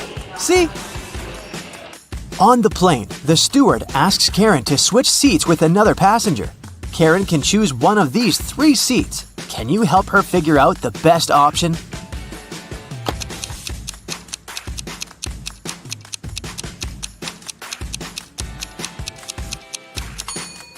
This man has very long legs, so he'll probably kick the back of Karen's chair all along. The second option is next to this elegant lady, but she's stealing money from another passenger. Probably not the best company for a long-hour flight. Although the third guy looks like a vampire, it's just a costume. He's sitting by the window, but the sun rays don't bother him, so he's the best option. Karen arrives at a fancy hotel in Bali. The manager shows her the 3 best bungalows to choose from, but only one of them is safe enough. Can you help Karen to make the best choice?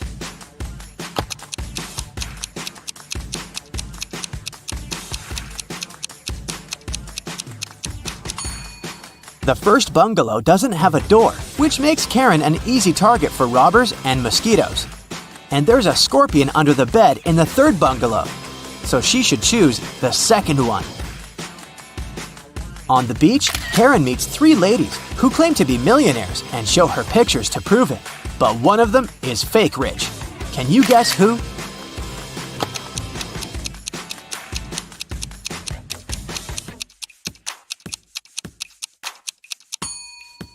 It's the first lady. She's just modeling for an electric toothbrush commercial, so her luxury is artificial. Karen is walking down the shore and sees a party. It's a beach wedding, so the bride and groom don't wear traditional costumes. Can you find the newlyweds among these people?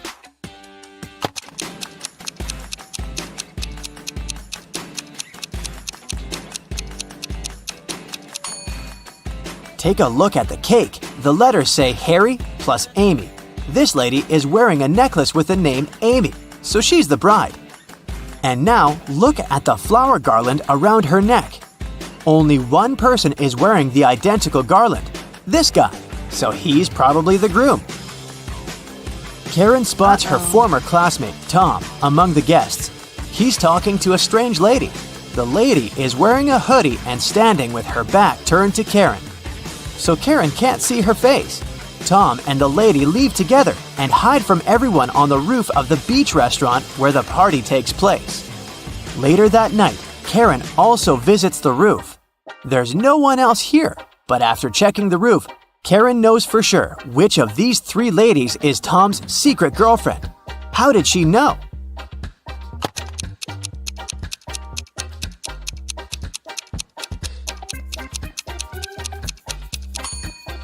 The third lady's dress is decorated with gold sequins.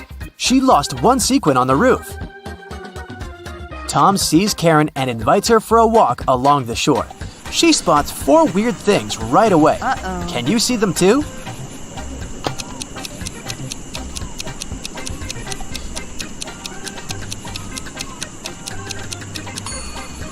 A mermaid is hiding in the waves. This sandcastle has electric lighting. Tree branches flutter in the wind to the right, but the flags to the left. And finally, the moon has a creepy face. The next morning, Karen goes to the buffet breakfast. She wants to get a smoothie, but there's no information about the ingredients in English. Unfortunately, Karen is allergic to strawberries. Can you figure out which smoothies are safe for her?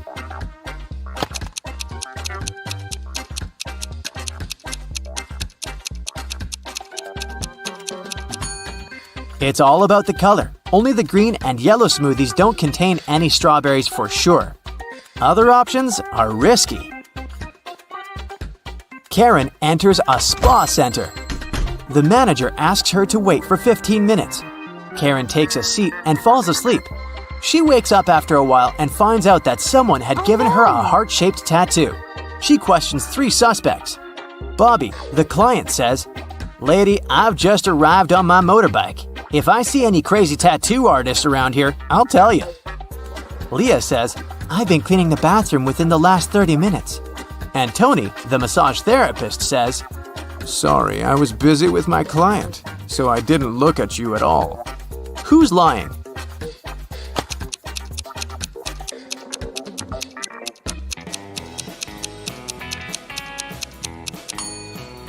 Bobby. This motorbike has flat tires, and besides, it was already there when Karen entered the spa. Luckily, the tattoo was temporary, and the massage therapist helped Karen to remove it, but he charged her $5 for his help.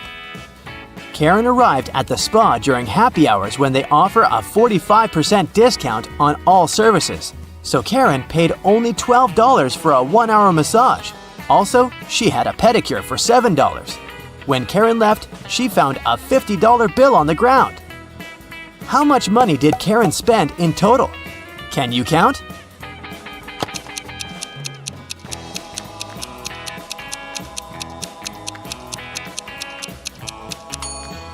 Karen spent a total of $24. As for this $50 bill, it's fake, so it doesn't make any difference. Karen brings her clothes to the local laundry owned by 3 sisters. She returns to pick up her stuff in 5 hours. Unfortunately, someone has burned her favorite dress with an iron. Karen gets furious and questions the sisters. Mia says, "I didn't iron today, it must be Pia." Pia says, Nah, I was planting roses in the garden all day. It must be Gia. and Gia says, "I don't know who's guilty because I've been away all day." Who burned Karen's dress?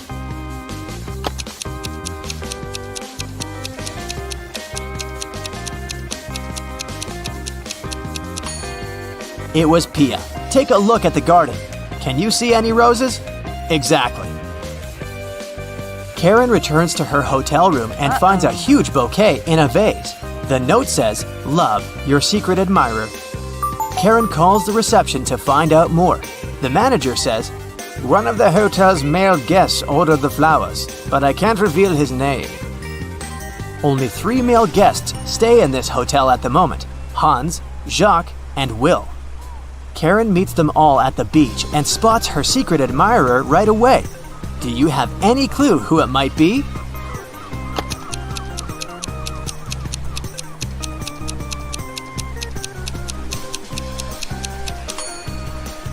Karen received pink lilies. Take a look at Hans's shirt. It has a print with pink lilies. He loves these flowers, but this doesn't prove anything. Will has a tan line from a wedding ring, and he's taking pictures of his wife surfing. But Jacques is writing in the sand, and his handwriting looks suspiciously similar to the love note. Spotted! Karen and Jacques go for a walk. He brings her to a pier with 3 boats. Jacques says, "If you manage to guess where my boat is, I'm going to give it away to you." Can you help Karen find the right answer?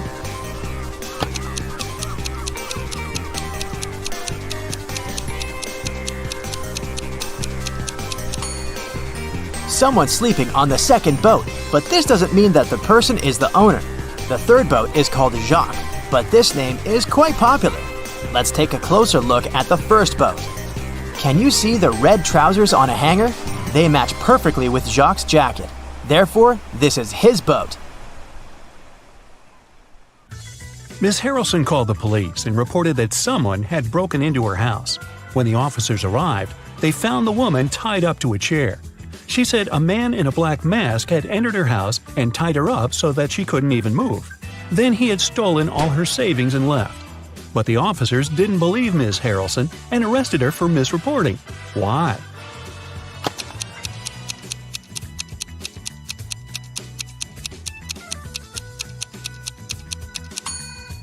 If the woman couldn't move, how did she manage to call the police?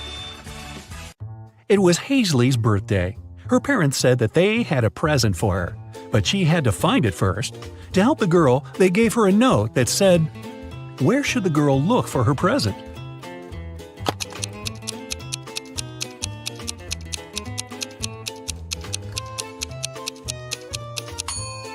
It seems as if the note doesn't make any sense, but that's only because the 2 halves of each word are switched. If Hazley places them in the correct order, she'll get pretty straightforward instructions. Your present is hidden in the basement. Sydney told her mother that she and her gymnastics team were going to a sports camp for the weekend. Mrs. Stevenson knew her daughter well and suspected it was just an excuse. Sydney was going to spend the weekend with her boyfriend instead. Still, the woman helped Sydney pack and let her go. When the girl returned, she was angry with her mom for forgetting to pack a toothbrush. That was when Mrs. Stevenson realized she had been right, and Sydney hadn't been to the sports camp. How did she figure it out?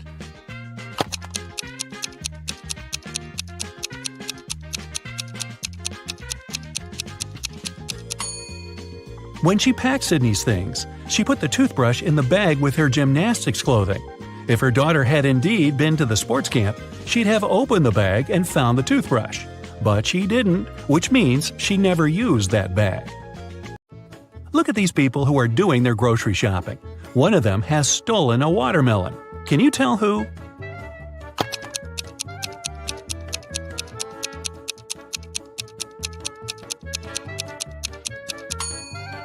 It must be this guy on the right.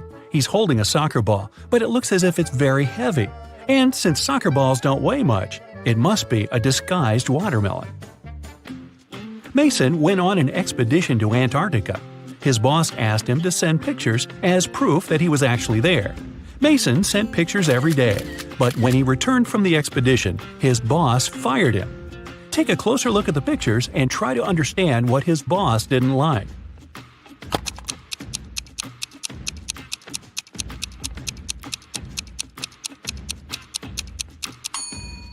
Mason was sent to Antarctica, but in some pictures, you can see palm trees. No wonder the boss realized the photos were photoshopped and Mason hadn't gone there at all. An old man had extremely poor vision. He was living with his son, Mark, because he needed assistance all the time. One day, the man was resting in his armchair while his son was preparing dinner. Suddenly, Mark heard glass shatter. The man ran into the room and saw that the window was broken. He asked what had happened. His father told him that some dark-eyed, dark-haired guy had thrown a stone into the window and shattered it. Then he ran away. But Mark didn't believe his father. Why?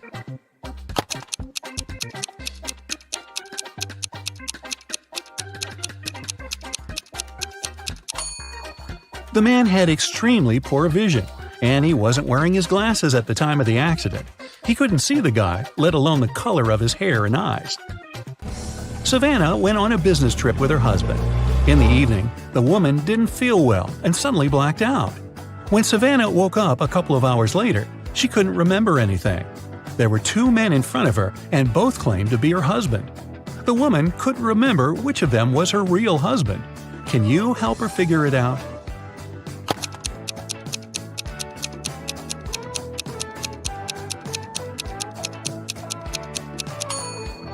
They went to a business meeting. That's why they are both dressed accordingly. The guy in a hoodie doesn't look formal, so her husband must be the other one, the man who's wearing a suit. Now, this girl, Susanna, can't remember who her husband is too. Can you help her?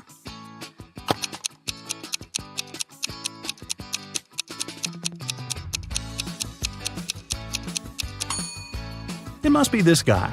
Look, he's wearing a ring while the other doesn't seem to be married. Ava's parents, John and Catherine, came to the hospital to pick up the teenager. Can you tell which of these young people is their child?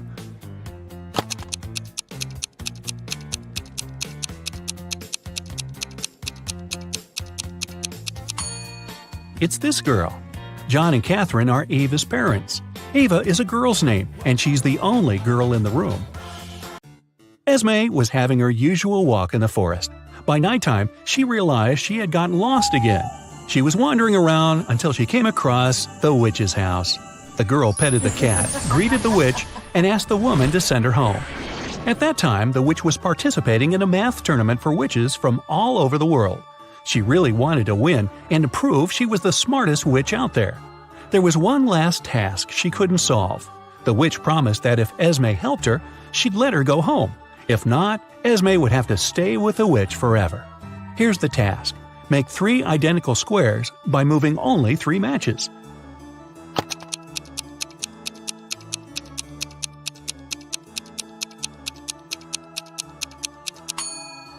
You just have to move these 3 matches over there.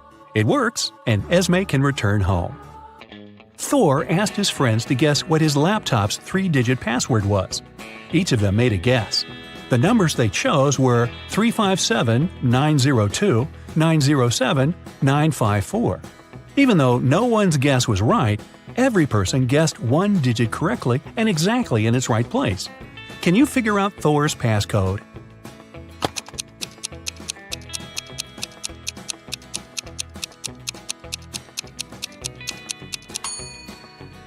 Since just one of them guessed one digit correctly, the first digit can't be 9.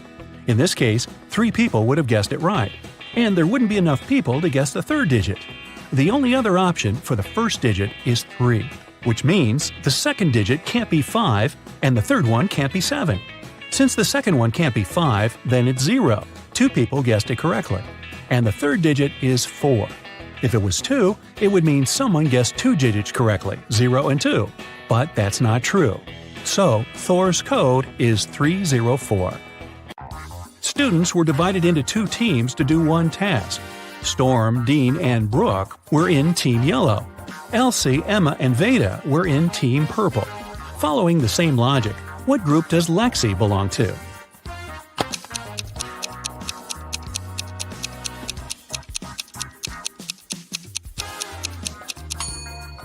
In Team Yellow, there are students whose names have just one syllable. In Team Purple, there are students with the names that consist of 2 syllables. Lexi's name has 2 syllables, so she belongs to Team Purple. Atlas got trapped in the attic of an old house. There are just 3 ways out, and all of them dangerous. Behind the first door, the roof and the floor are made out of magnifying glass, and the sun will burn anyone who comes in. Behind the second door, there's a room filled with poisonous gas, and the third door is hiding a hungry lion. How can Atlas escape?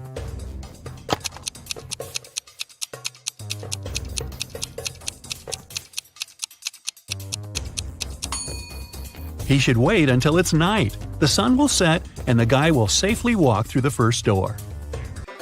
Now, take a look at Iris and her close friends, Max, Ginny, Josh, and Ren. Who's her partner?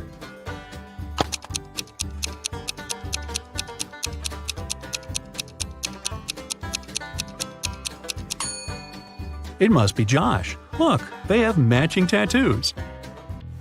On a rainy night, Dylan was driving past a bus stop. There were 3 people there: an elderly lady who was feeling unwell, a doctor who saved many lives, and Selena, a girl Dylan had been crushing on for years. Unfortunately, there was only room for one more person in the car. What should Dylan do?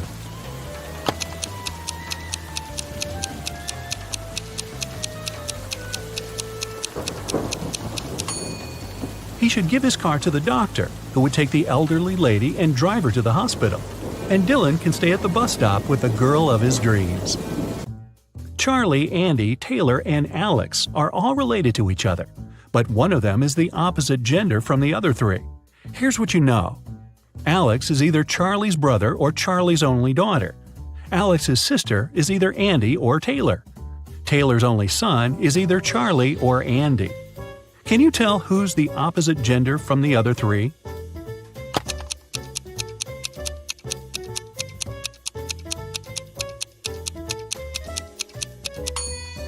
If Alex is Charlie's only daughter, then Alex cannot have a sister.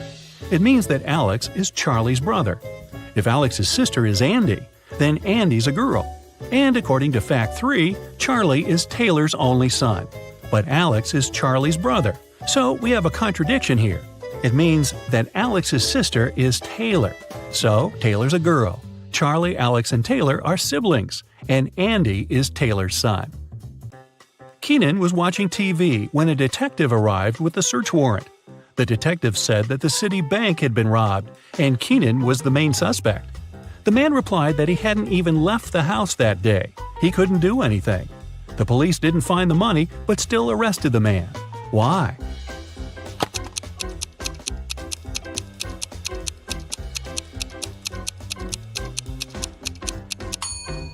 Keenan said he hadn't left the house, but take a look at the calendar and the grocery store receipt. The dates are the same. It means Keenan at least did some grocery shopping and lied about not leaving the house. Wow! While working late at night in a top-secret laboratory, Michael finally managed to create the DNA of a hybrid monstrous creature. After all that hard work, he decided to grab a quick coffee and donut as a little reward. But he came back and saw that the specimen had disappeared from the incubator. Michael lined up Ryan, Jeff, and Laura and confronted them. "Who took an important top-secret piece of research I was working on?" Ryan said he'd been busy doing some additional research on a separate project and had no idea what was going on. Jeff said he hadn't touched the hybrid creature and had been in the archives digging through some files he needed. And Laura said she'd been in the bathroom the whole time. So, who took the specimen?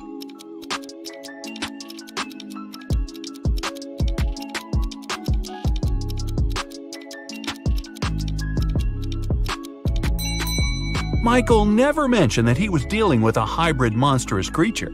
Jeff just let himself get caught. Better think smart next time. Anne absolutely loathes winter, but just like anyone else, she has to go out and do stuff. She had just moved to a snowy city for work and experiences some of the coldest winters. But she managed to make it to the mall to do some quick shopping through a huge blizzard. When she came back to her parked car, she discovered that someone broke into it and took her belongings. When the police lined up the three suspects, they each gave their stories. Francesca said she had been polishing her car outside and didn't know anything. Ned said he had been shopping for clothes, and Earl said he'd been sitting in a cafe on the upper floor of the mall. The police arrested the suspect. Who was it?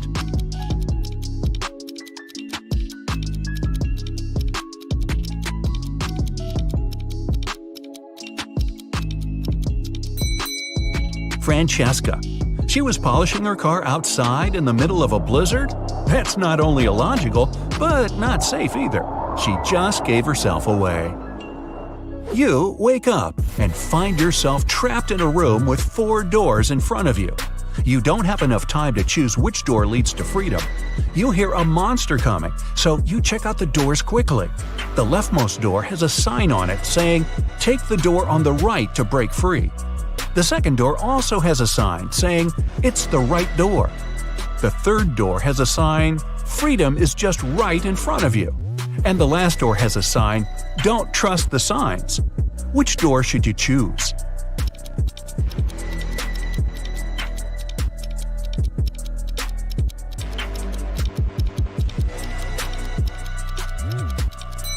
The last door. It says not to trust the signs, but it doesn't mean that they're lying. The first door says to take the door on the right. Not necessarily the last door on the right, but just the one on the right. The second one says it's the right door. Not the correct door, but the right door, as in the door on the right. The third door says freedom is just right in front of you. That just doesn't make any sense, does it? So it's the last door on the right that leads to freedom. Mason was extremely happy when he got the news that his sister Jane was coming to town. He had just started a new job and couldn't wait to host her for the first time. She was only able to see some nice pictures of the places he visited, including where he lived. When he picked her up from the airport, he noticed something slightly off about her. She was robotic with her responses and seemed stiff with her movements. She wouldn't eat and only insisted that she wanted to rest up. Strange. Had he been watching too much sci-fi? After a while, Mason hears a knock on the door, and to his surprise, it's Jane. But I thought... Jane tells him that the Jane in his apartment is an imposter. When the Jane in the bedroom goes out and sees the other Jane sitting on the couch, they're both in shock. They both try to convince Mason that they're the real Jane. But who will Mason believe?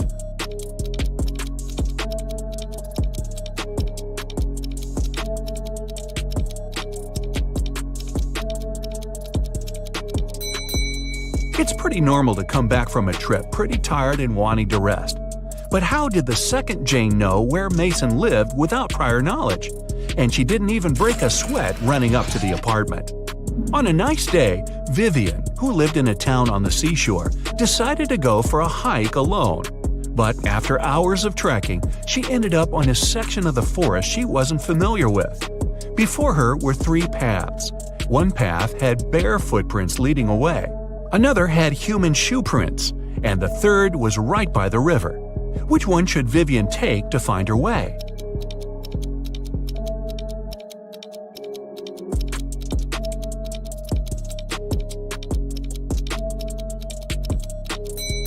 The river path. Since she lives in a coastal town, the river mouth most likely ends up in the sea. That way, she could figure out where she is. Melissa is sharing a train car with 3 other people. It's a very hot day, and the air conditioner doesn't even work. James starts complaining and only calms down after opening the window. Melissa lays down her red silk scarf her grandmother gave her next to her. Judith compliments it. Robert, a senior, mentions that he forgot to bring a gift for his wife who will pick him up from the train station. James has a crush on Judith. After a while, Melissa goes to the bathroom and comes back to find the scarf missing. Who was the one who took it?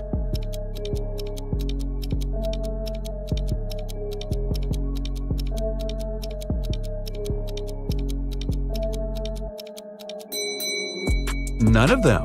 It was a hot day and James opened the window. The wind sent the scarf flying right out of it. Some zombies have Diego trapped in a room. They're surrounding him. He's stuck and can't escape. Their arms are breaking in and reaching for him. When Diego looks around, he realizes that he's in a small newspaper stand with magazines and pocketbooks. And looking around him more attentively, he finds a roll of tape nearby. How can he avoid those nasty bites?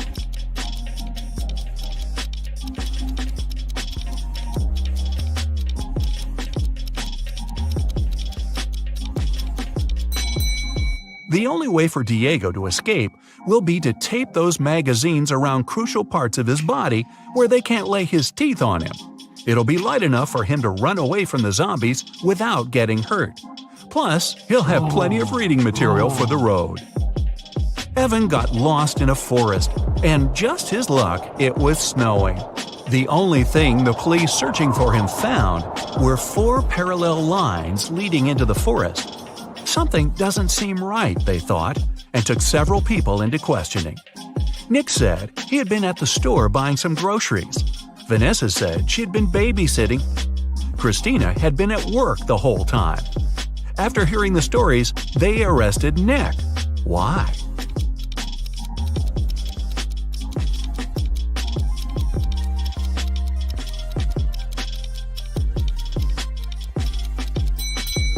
Nick was in a wheelchair. The 4 parallel lines were left by Nick rolling into the forest and back out.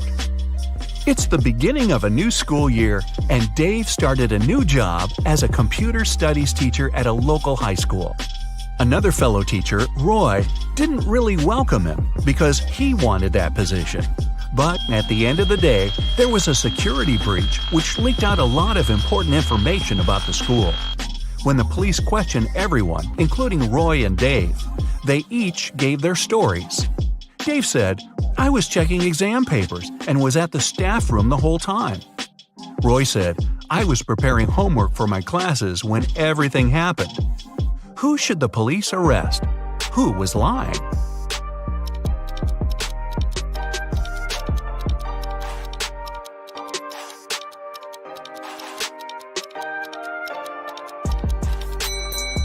Dave. There wouldn't be any exams on the first day of school. Gareth is in a pickle. He's at the police station looking at the lined-up suspects, one of whom stole Beth's bag while she was having a picnic in the park. He observes them. Beth describes the culprit as someone big, no hair, and wearing a black jacket. All the men lined up matched the description. Gareth looks at each of them, and they all have one distinct trait that makes them stand out from each other. Suspect number 1 has a beard. Number 2 is wearing shorts. And number 3 is wearing glasses. Gareth knows immediately who to arrest. Who is it?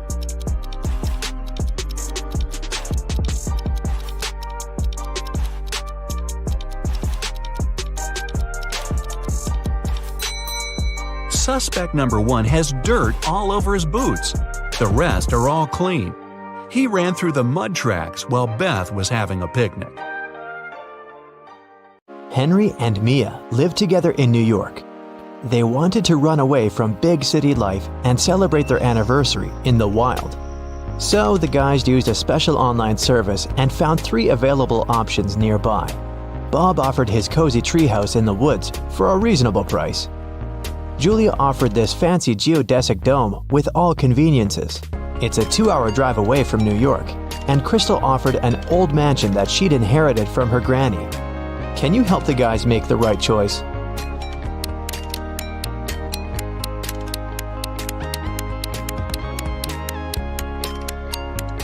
Take a closer look at the picture of the dome. It's located near the Leaning Tower of Pisa, which means this property is in Italy, and it can't be 2 hours away from New York. And Crystal's granny's ghost is still in the house, so Mia and Henry should choose the treehouse. The guys contacted Bob, booked the house, and hit the road. Mia is a famous blogger, so she decided to post all milestones of their journey in her stories. Can you spot any differences between these 2 pictures?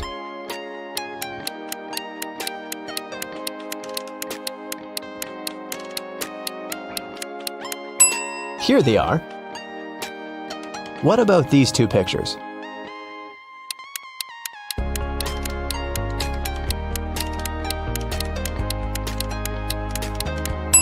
There are 3 differences. What can you say about these 2? Can you see 3 differences?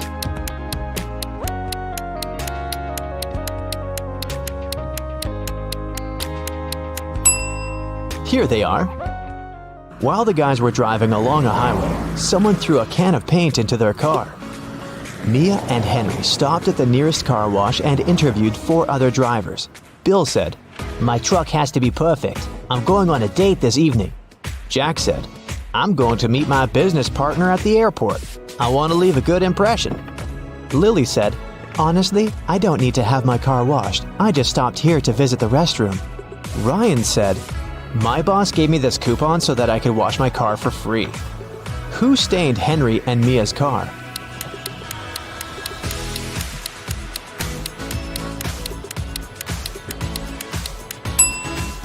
Lily. Her right hand is stained with the paint of the same color, and besides, she has a print of Mia's face on her t-shirt. She's definitely obsessed with her. The guys washed their car and continued on their journey. They had to choose one of these 3 roads to reach their destination. The first one went through toxic swamps. People often get lost in that area. The second path went near a river with creepy sirens. Their singing made everyone jump into the water. And a band of angry robbers was waiting on the third road. Which way should the guys opt for?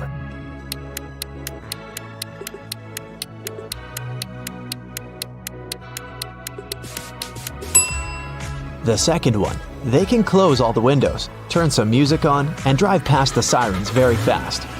Mia suggested visiting the farmer's market to buy some fresh produce for their romantic weekend. When they entered the marketplace, 3 sellers offered them apples, but only one deal was safe enough. Can you help the guys make the right choice?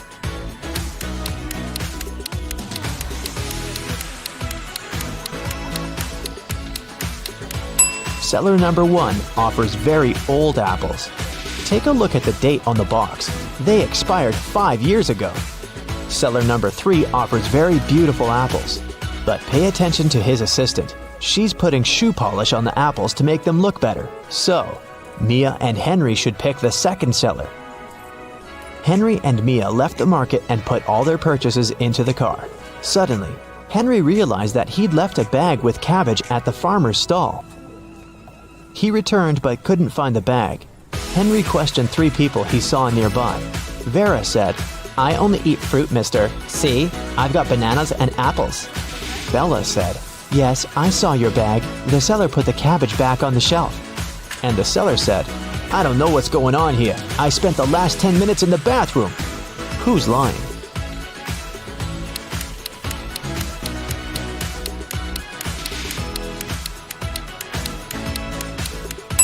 Vera. She hid the cabbage under her elegant hat. Finally, the guys reached their destination. The treehouse is even better than in the photo, but can you spot anything weird in this picture?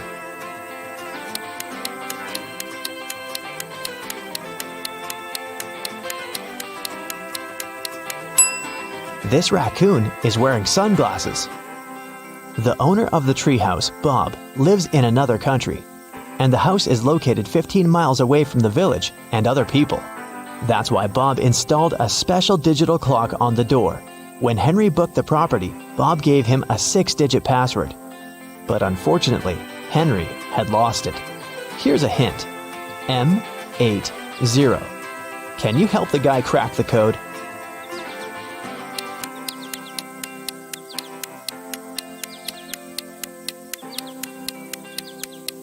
These symbols are mirrored digits. Split them apart and you'll get the code 1133CC. The guys unlocked the door. But as soon as Mia entered the living room, she got very scared. She asked Henry to call the police. Why?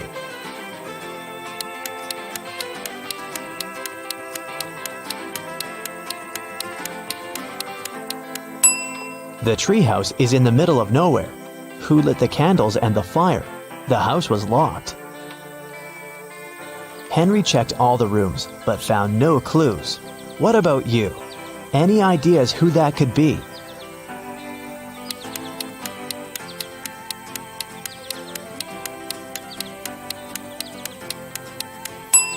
That roof window is open. Someone crawled inside the house before the guy's arrival, and now that someone is hiding under the bed. See? The guys called the police. Officers promised to arrive within an hour. Mia decided to take a shower.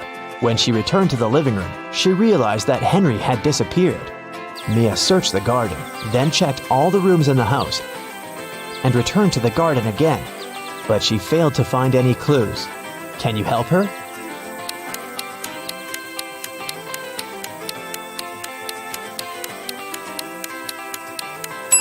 The hot tub was open when Mia began her search, but now it's closed. Pretty suspicious. Mia was walking through the garden. Suddenly, a man in a mask popped out of nowhere and pushed her. Mia stepped on a trap and fell into a deep well. She yelled, "Please help me out!" No one answered, but Mia's phone pinged. The masked man offered her to play a game. Otherwise, she'd have to stay in the well forever. Here's the first riddle. I come in many different colors, and I get bigger when I'm full. I will float away if you don't tie me down, and I will make a loud sound if I break. What am I? Mia nailed it immediately. What about you?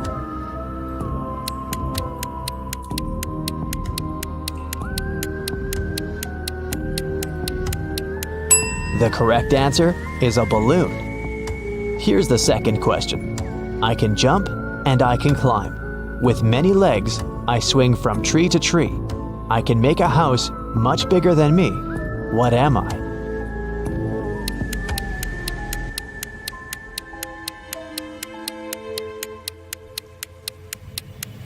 Have you guessed? It's a spider. And the final question. I come out at night without being called. I'm lost in the day without being stolen. What am I? Can you help Mia?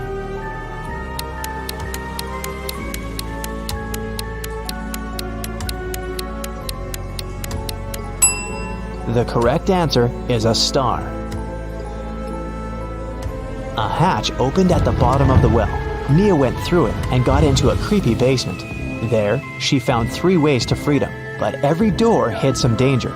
A fire-breathing dragon was sleeping behind the first door. The corridor behind the second door was filled with high-voltage wires. And a vampire was waiting behind the third door. Suddenly, a message appeared on the screen of the girl's phone. Hurry up! Soon the walls will close in and smash you. Which way should Mia choose?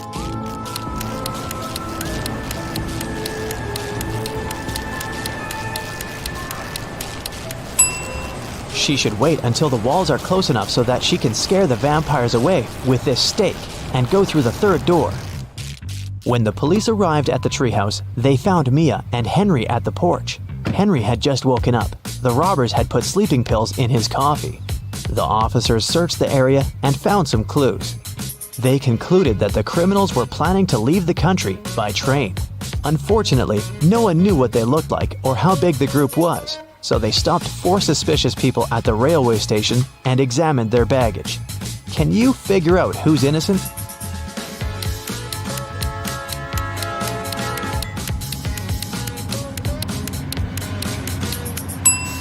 Why would a bald man need shampoo? And this supposedly blind person has a flashlight.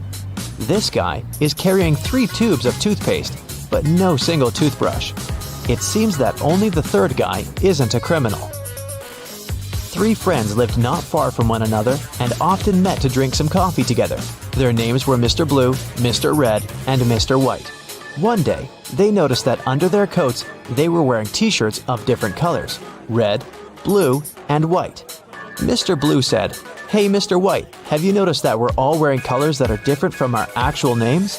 The man wearing the white shirt answered, "Wow, you're right. Can you figure out the shirt of which color each of them was wearing?"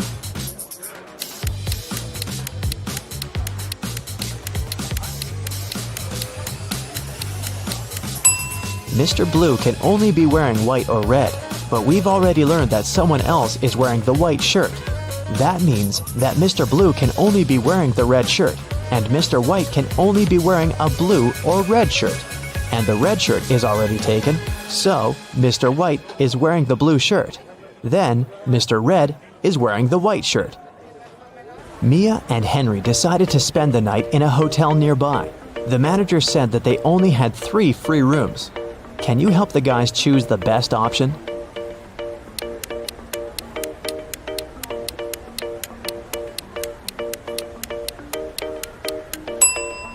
This room doesn't have any doors. That's weird. And this room has a cracked mirror on the ceiling. It's too risky.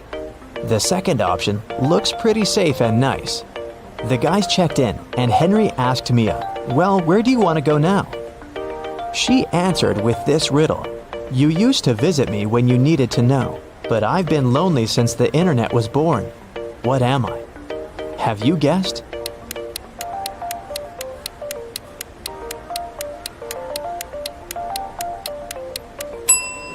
The correct answer is a library. In the library, the guys met these 4 students. One of them is broke. Can you guess who?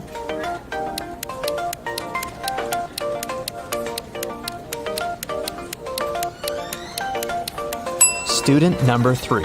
Her uniform is too large for her body. It must have belonged to her sister. All right, you super sleuth. In this detective challenge, there are 3 levels. Each next riddle is trickier than the previous one. Aha! To get to the end and find out your results, you'll need to concentrate hard and use all your detective skills. Level 1.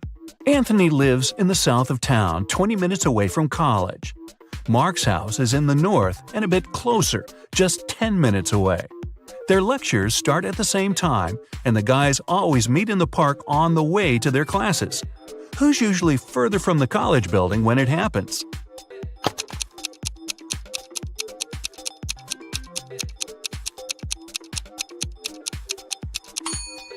The boys meet at the same point.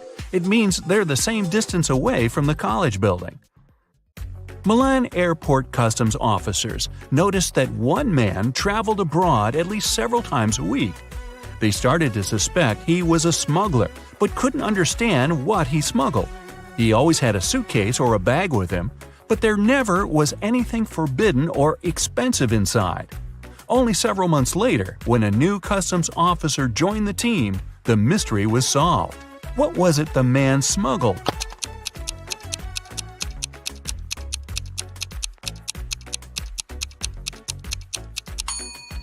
He smuggled designer suitcases and bags. Detective Dan Carlos was following a criminal who had stolen his watch. This person, Dan didn't see whether it was a man or a woman, ran for a hospital building and disappeared inside. When the detective rushed through the doors, he saw 2 doctors examining their patients. One of them had to be the criminal he was looking for. But which one?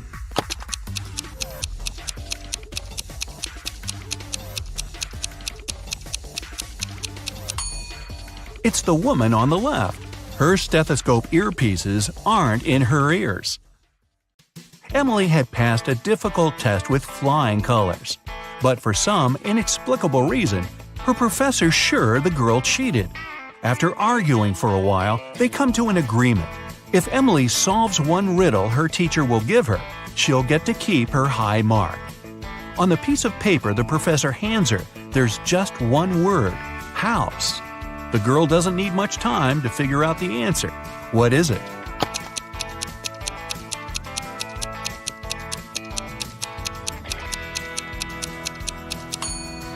In this case, the color matters. The answer is greenhouse. Little Adam knew his older brother Philip got some money for his birthday.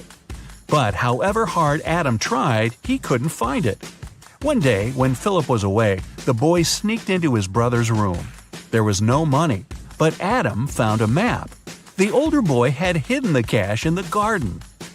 Adam followed the instructions to a T. 10 steps to the left, 15 to the right, then 8 straight ahead. It must be here. The boy started to dig. He wasted 2 hours and still found nothing. Did Philip trick his little brother?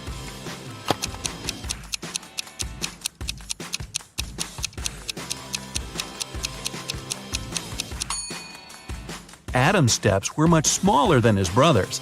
That's why he was digging in the wrong place. Level 2. It was the middle of a working day, and Helen was in her office. Suddenly, her home security system informed her there was someone inside. The woman called the police. She was sure the intruder had been sent by her competitors. She thought he was after the memory card with the information about her new project. When the police arrived, there was indeed a man in the house. They searched him but found no memory card. He couldn't have swallowed it. Then, where was the card?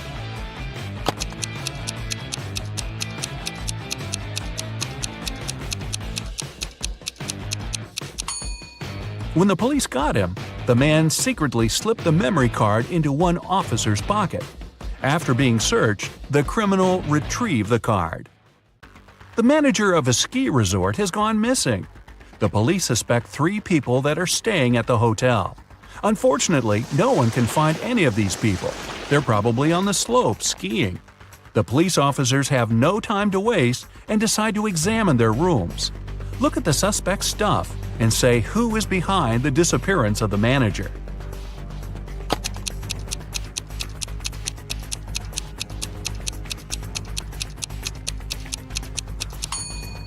It's Joe. He's the only one who doesn't have warm clothes or winter sports gear and equipment. It means he didn't come to the resort to have some fun. Jason, a rich traveler, stayed in a small but expensive hotel at the seaside. During a severe storm with gale-force winds, there was a blackout. The whole area was plunged into darkness. People stayed without electricity for at least 2 hours. The problem was finally solved, but Jason discovered that during the commotion, someone had taken his wallet with tons of cash and all his credit cards. The police arrived and questioned the people who had been in the hotel at that time. Justin, the receptionist, told the detective he had been in the basement. He had been trying to start an emergency generator. Unfortunately, he didn't succeed. Nicole, another guest, said she arrived an hour before the blackout. She was exhausted. She lit several candles, unpacked, cleaned herself, and went to bed. Gregory, the hotel driver, said he had been at the airport. A new guest had arrived, and he went to pick him up. The police immediately figured out who was lying. Can you?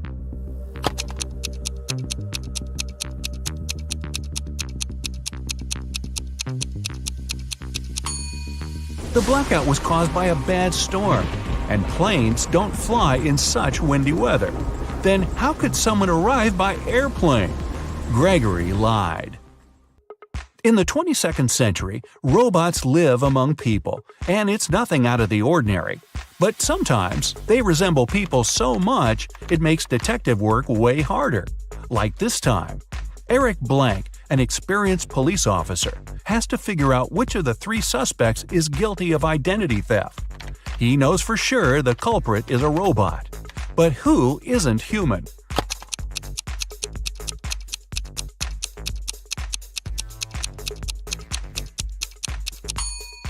It's the girl in the middle. She has a USB port on the side of her neck. Level 3. Maria had to take part in a very important sports competition. But several days before the event, Her boyfriend, Keith, found out the girl had disappeared. The only thing she left behind was a note. "I'm sorry, I had to leave. We'll never see each other again. Please call my sister Jenny. Her phone number is 2121-736362. Confused by the message, Keith went to the police.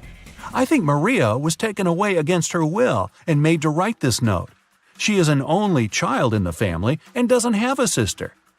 The police started an investigation. They found 3 people who could be behind the disappearance.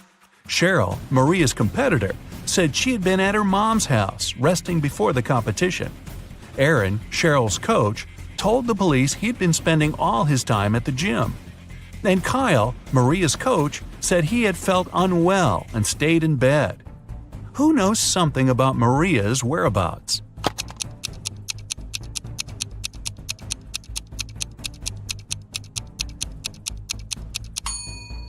In her note, the girl didn't write a phone number. This way, she encoded the criminal's name, Aaron. Boy, who needs a coach like that? Janet had a dream. She wanted to become her professor's assistant. The man was a famous and talented scientist. The man knew she was a smart girl. But before offering her the position, he decided to put her to the test. The professor took her to a house with 2 rooms, completely isolated from each other. In one room, there were 3 switches. In the other room, there were 3 light bulbs. Janet had to stay in the room with the switches. She was allowed to go to the other room only once. She had to understand which switch was connected to each of the bulbs. The girl managed to solve this task. How did she do it?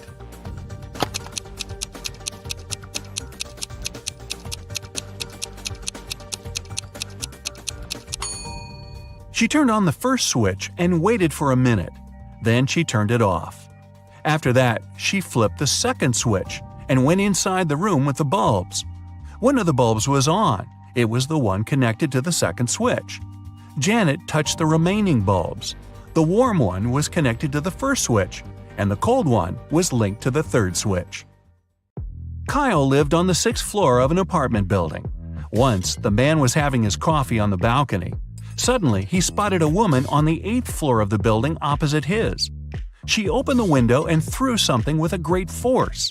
In no more than a minute, Kyle jumped to his feet and ran to call the ambulance. They arrived soon and rushed the woman to a hospital. What did she throw out of the window?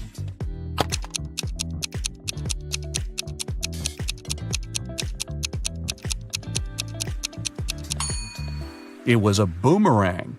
Hey, I didn't say all these people were smart. Do you feel like cracking another rebus puzzle? This time, a more difficult one? Take a look at this. What does it mean?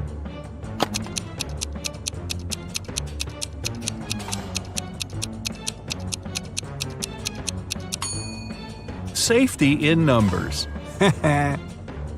If you've managed to get through the first level, you have better logical skills than many other people. Watching more detective movies can make your observation skills sharper. If you've left behind 2 levels, congrats! You must have strong analytical thinking skills. Just pay a bit more attention to details. If you've passed all 3 levels, wow, way to go! Very few people can get to this point. You must be the one people ask for advice in tricky situations, because you can find a solution to any problem. Today, we trek into a mysterious cave teeming with treacherous traps. They will test how your brain works in extreme conditions. And if you pass them all and come out alive, congrats! You have ultimate survival skills. Please remember to share your results in the comments. Here we go. You enter the cave and find yourself in a pretty large hall where strange little people in weird masks meet and greet you. They take you to a table in the middle of the hall, and they seat you in front of it, gently but firmly. One of the masked individuals puts 3 muffins on the table before you. You're pleasantly surprised by their hospitality, but they start sneering under the masks, and you realize there's something wrong with the treats. It's the first trap. The person who laid out the muffins on the table explains what's inside the muffins in a creaky voice. The first one has some boiled nettle leaves in it. The second one is swarming with live ants. And the third one is seemingly filled with chocolate, but it's actually mud. So, which one would you choose to eat?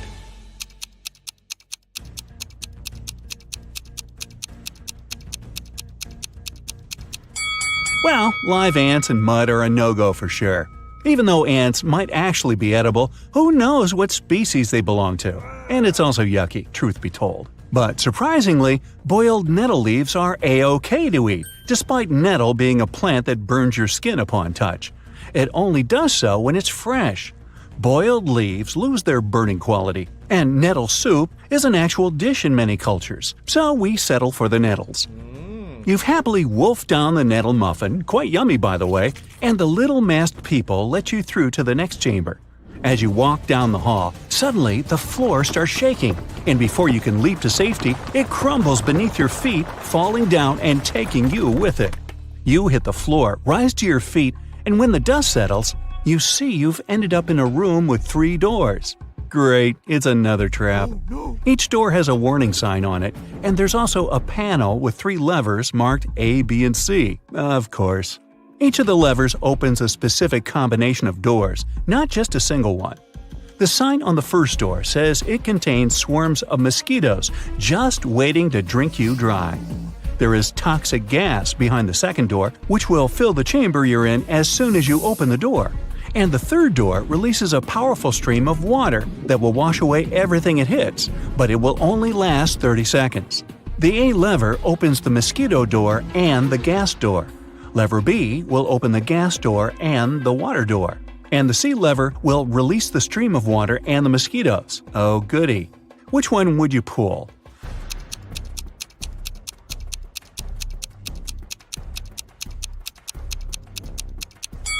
If you chose the C lever, you're either fortunate or have outstanding survival instincts. This combination will get you out of the trap. 30 seconds of a mighty torrent are just enough to get rid of any swarm of mosquitoes. The water and gas combo would do nothing useful, as the gas would not be washed away. And as for gas plus mosquitoes, well, you might get rid of the insects, but it wouldn't save you from the gas either. Now you dry yourself as you can after the shower and walk out of the room you were trapped in, waiting for another trap to show up. Bang! A huge boulder falls right behind you and starts rolling your way. You run away from it and duck into an alcove in the wall to your side. The boulder rolls past and you sigh in relief. You walk further and reach a straight hallway with rounded walls and a ceiling that slopes downwards. With a thunderous crash, another boulder smashes through the ceiling and comes barreling towards you fast. The boulder fits the tunnel perfectly, and there's no hiding place to get away from it now. A few feet ahead of you are a series of tripwires that stretch from floor to ceiling close to each other. They're very sensitive, and each one will cause a bottomless pit to open right beneath your feet if you touch it. To your left is another alcove in the wall, but if you attempt to squeeze into it, the boulder will press you with some force against the wall as it passes, and the wall has nails sticking out of it from floor to ceiling. Down by your feet is a hole in the floor, but it's only a couple of inches deep. On the bright side, there are no nails in it. So, what's your choice? A. Try to slip between the tripwires. B. Squeeze yourself into the nailed wall. Or C. Lie down in the hole in the floor.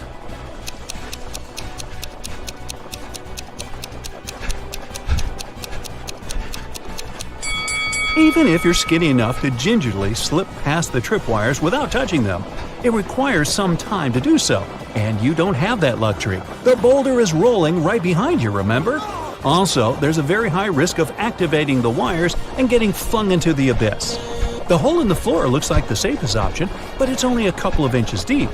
Unless you're just a couple of inches thick yourself, you have every chance of becoming so, thanks to the boulder behind your back. In fact, the alcove in the wall with the nails in it is your only chance of survival. Remember yogis and magicians who can sit on a bed of nails without any harm? They can do that because the principles of pressure work in this case. Pressure is force divided by area. The larger the area, the less the force, and vice versa. So, even if you're pressed against the nails in the wall pretty hard, they won't even break your skin because the surface area of your body is large enough to prevent that. Whew! You take a deep breath after the boulder rolls past you and go down the passage to find yourself in the next chamber. The first thing you see is a door with a large lock at the other end of the room and a timer right above it. It shows 60 minutes, and the countdown starts as soon as you enter the chamber. There, you notice 3 large transparent jars on the right-hand wall. Each of them contains a key, which seems to fit the lock on the door. But there's an unpleasant surprise in each of the jars, too. The first jar has venomous snakes inside, the second one is full of acid, and the third one is filled with boiling hot water. You have nothing to use to get the keys out of the jar but your own hands, and the timer goes on ticking. Which jar should you choose?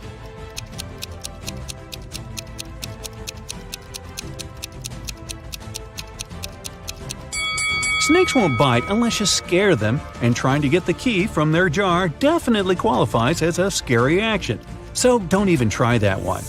Acid isn't an excellent choice either, obviously. The timer is actually a hint. Hot water cools down with time, and an hour is more than enough for it to become lukewarm. Just wait until it's cool enough to be bearable and get that key. You happily open the door and find yourself in an open, sunny glade somewhere deep in the unknown woods. You've made it out, but how do you get back home? In the sky, you see a helicopter flying by. It seems they don't see you. The chopper almost flies away, and you need to do something quick to make the pilot notice you. In the grass in front of you, there's a box of matches, a pile of large twigs, and a pocket mirror. What should you do?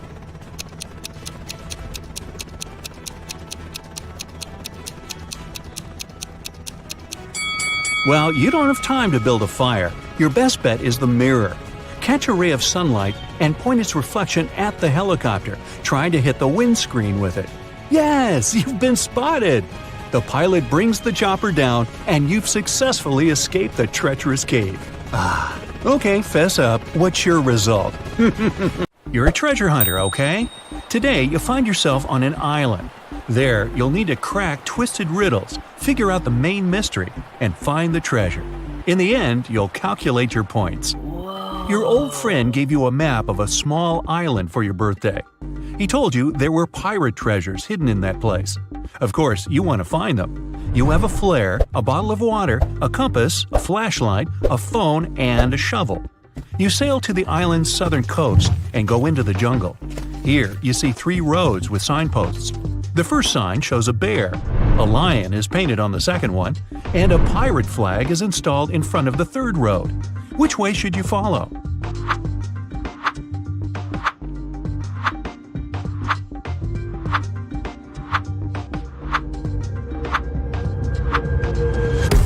It's the 21st century now. The pilots have long been gone. Now there are no people on this island. It seems the flag indicates the route the pirates took when they went to hide their treasures. A lion and a bear may indeed live here, so you opt for the pirates' trail. You make your way through the dense jungle, leaving marks on trees not to get lost. Then you notice a small hut. You go inside and see a big chest with a rusty lock. Inspect the room. Is there anything here that can help you open the chest? There's a tire iron in the corner behind the broken chair. The lock seems weak, so you can easily tear it off. You open the chest and see nothing but an old map of the island. There are 3 marked points with treasure on the map. You leave the hut and follow the route to the first place. You find the wreckage of an old wooden ship. You wander over its deck. Suddenly, the boards crack under your feet, the floor breaks, and you fall into the hole. It's dark and cold here. You turn on your flashlight and see a chest. You touch it and hear a growl. A zombie pirate is slowly coming towards you. After a second, you realize there's nothing to be afraid of. Why so?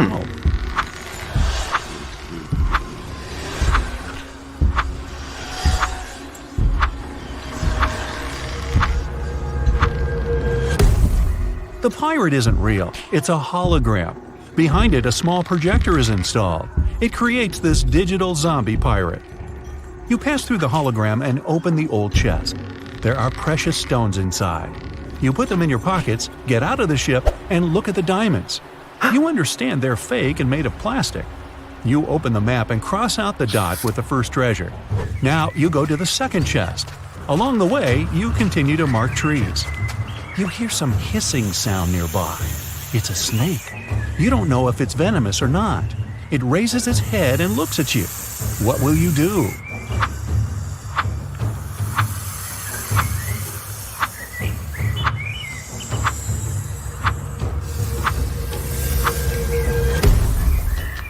Find a long stick and point it at the snake so that the reptile attacks it. Move to a safe distance and wait for the snake to crawl away. Hiss back loudly to scare the reptile off. You need to step back slowly not to provoke the snake. Now, when you're at a safe distance, just go around and continue on your way. The map leads you to a mountain cave. It's very dark and damp inside. You take out a flashlight, but it doesn't work. The battery has run out. You go into the jungle to make a torch out of twigs and leaves, but at that moment, it starts to rain. Look carefully at the cave entrance and think about how you can light it up.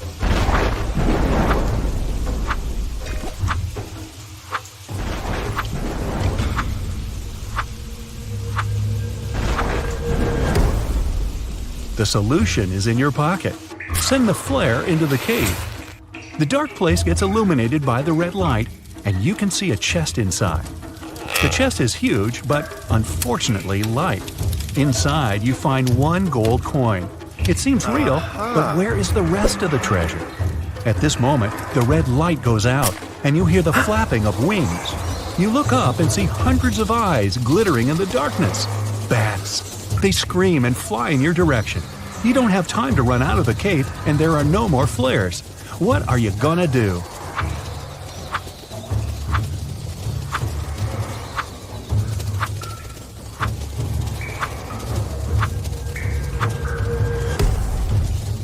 Hide in the chest. There's lots of space.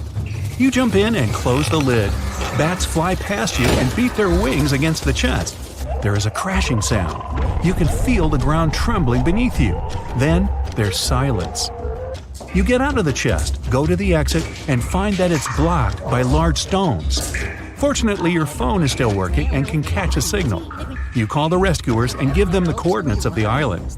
That's not enough. The island is rather big, and the rescuers need the exact location. What will you tell them?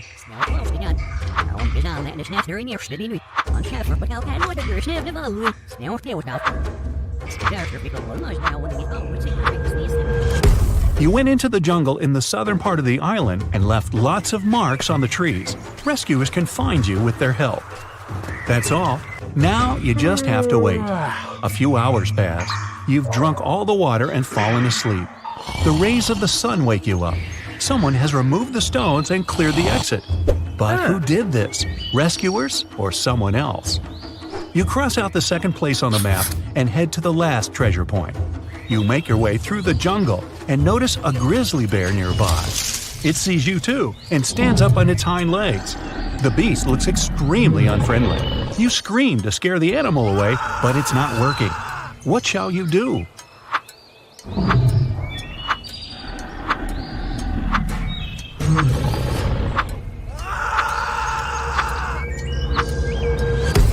Run as fast as possible because bears are big and clumsy. Climb the nearest tree and sit there until the bear leaves. Lie on the ground in the fetal position and don't move. Bears run fast, so it'll easily catch you. They can also climb trees. So lie down on the ground and freeze. The bear sniffs at you for a few minutes, then walks away. According to the map, you have already come to the place where the third treasure is, but there's nothing around. It must be hidden underground. Natural diamonds might be here, gold might be hidden over there, and pearls can be right there. Where should you dig?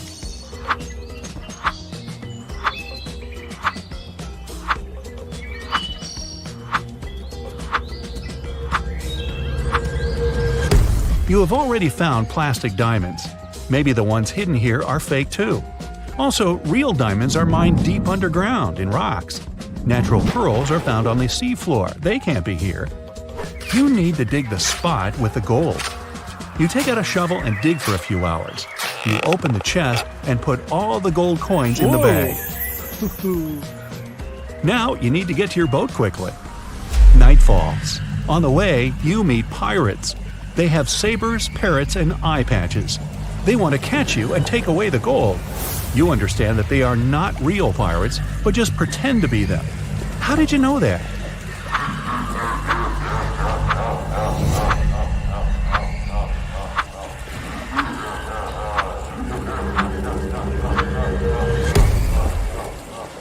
The first pirate has a watch on his wrist.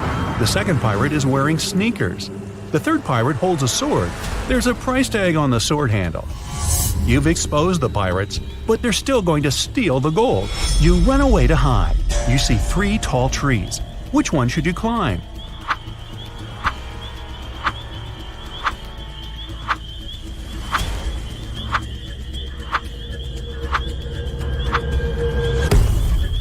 There's a venomous snake hidden among the leaves of the first tree. When you look at the second tree, you notice a broken branch. You climb the third tree and wait for the fake pirates to pass by. Why is everything fake here? What's happening? At that moment, you hear someone calling your name. You look down and see a zombie pirate climbing a tree. You think it's another hologram, but the pirate grabs your foot with his cold, bony hand. You scream, and the pirate disappears. Did you see a hallucination? Was it a dream or reality? How do you find out?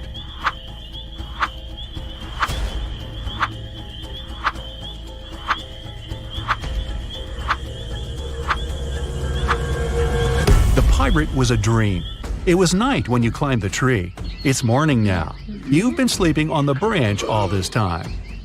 You get down and go to the boat you used to come here. It's located in the southern part of the island, and you realize you're lost. Because of the fake pirates, you missed your turn. But now, how can you find out where the south is?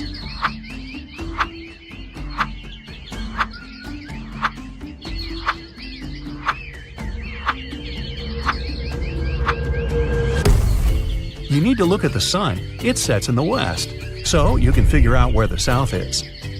Focus on the moss. It grows on the north side of the tree. That means the opposite side is south.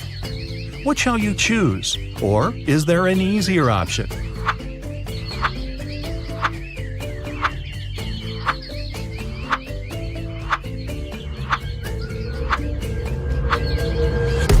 You have a compass, remember?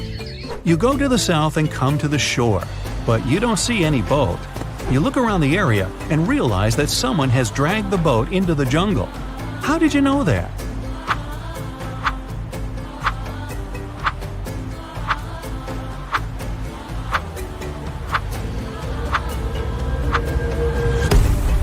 There were human footprints and a long trench left by the boat in the sand. Someone was pushing it. You follow the trail and find the boat. It's hidden among the leaves and bushes. But you don't rush to get it because it's a trap.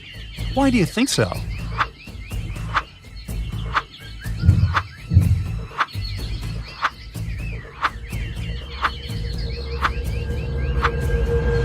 Behind the trees, you see people's silhouettes. A hand sticks out of the bushes next to the boat. You need to get out of here as soon as possible. You turn around and hear, "Surprise!" These are your friends. They made this quest for your birthday as a present.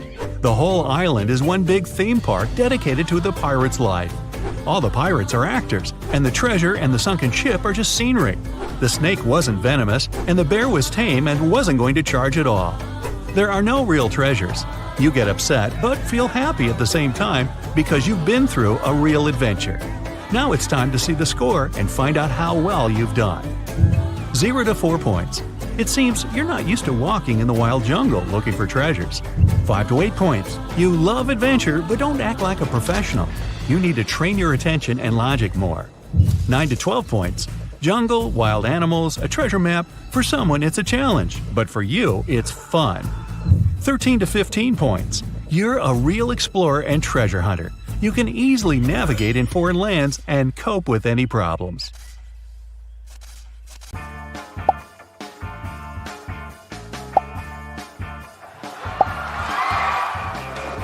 Emma came to the office on Monday and found out that someone had deleted an important report from her computer. She knew that in the company there were 3 people who would be happy if she lost her job. Emma loved reading detective novels and even wanted to become a private detective when she was younger. That's why she knew she had to question the suspects. Laura, Emma's colleague, said, "I've just arrived. Phew, the weather is awful. Such a downpour. Why are you asking me?" Thomas, the accountant, answered. I was out getting coffee and I just returned. And Eliza, a new employee, said, I had a meeting with a client in a cafe. I've just come back to the office. Who might have anything to do with Emma's report?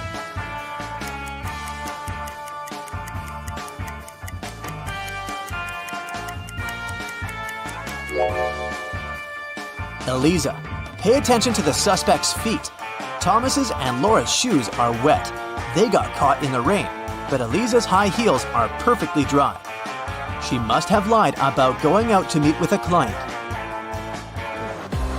Emma found this strange. To confirm her suspicions, she decided to watch Eliza, but the very next day, the girl disappeared, along with some very important documents.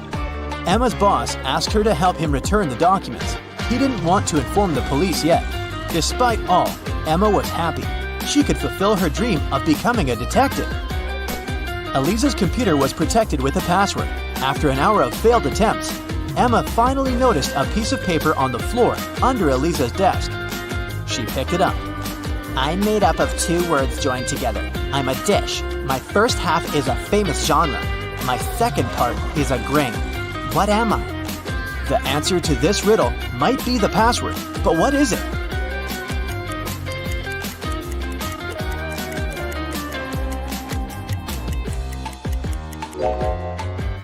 Popcorn.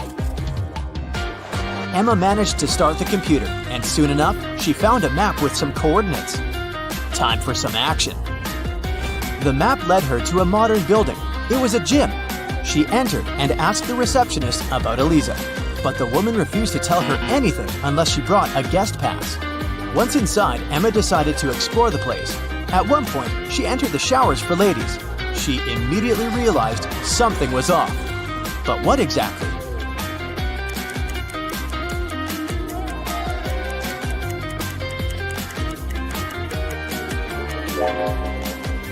See that man reflected in the window? Who is he, and what is he doing here? Emma was about to run out of the showers when everything went black. When she woke up sometime later, she realized she was in a small room without windows. There was a door with a combination lock. In her hand, she was clutching a note. Spelled forward were those rodents that terrify you. But what you need is spelled backward. You can't touch it, but you can see it at night. What is the password?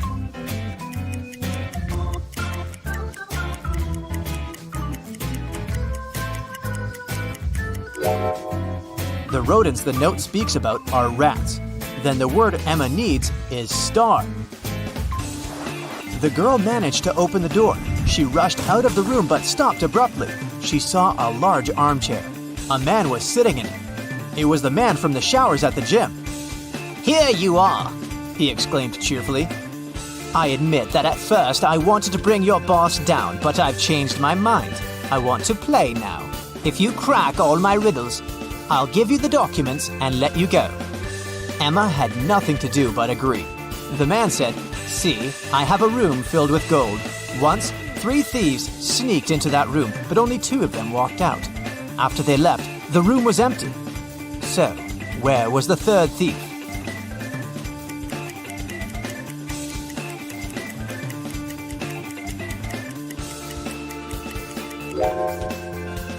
The 3rd criminal was in a wheelchair. He didn't walk. He rolled out of the room. Good job, the man shouted and pressed some buttons on the armrest of his chair. Emma screamed as she felt herself falling through the floor. It was pitch dark in the basement. Suddenly, a torch on the wall lit up. Emma saw 3 doors. Behind the first door, there was a dense jungle full of dangerous creatures. Behind the second door, there was a gigantic fire-breathing dinosaur whose breath could burn through any kind of material. And behind the third door, there was a lake filled with ice water. The water was so cold it needed just a few seconds to freeze literally anything. Which door should Emma choose?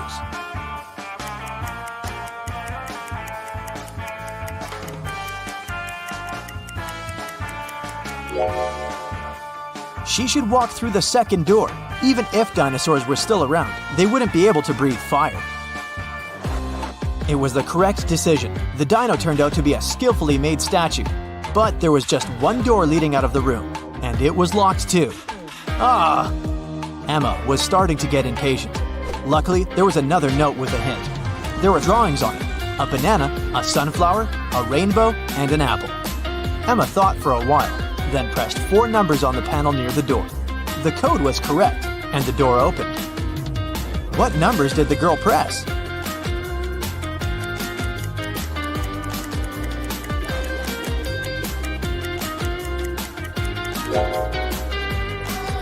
One, 3, 7, 1. Each digit corresponds to the number of colors of the objects in the picture. Emma saw a long corridor. She'd been walking for a while when she realized that the corridor was about to split into 3 passageways. They were signed West, East, South. She also saw this inscription on the wall. Which corridor should she choose?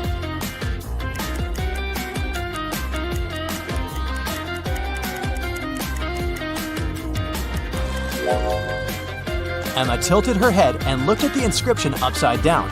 This way, it read, South. That's where she needed to go. Soon, the girl saw 3 doors on her way. On the floor, there were 3 keys that could open these 3 doors. What is the biggest number of attempts she will need to figure out the key for each door?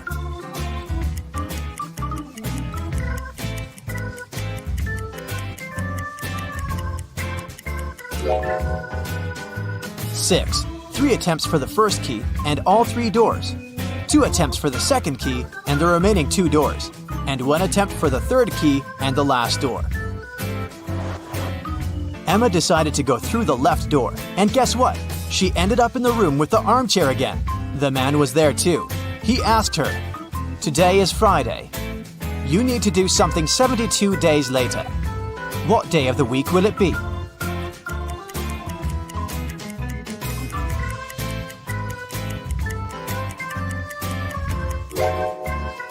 Emma understood it really fast. It would be Sunday. Look, 72 days equals 10 weeks plus 2 days. And 2 days from Friday, that's Sunday. The man was getting irritated. "Well, and how good are you at math? Look at this sequence. What are the next 2 numbers?"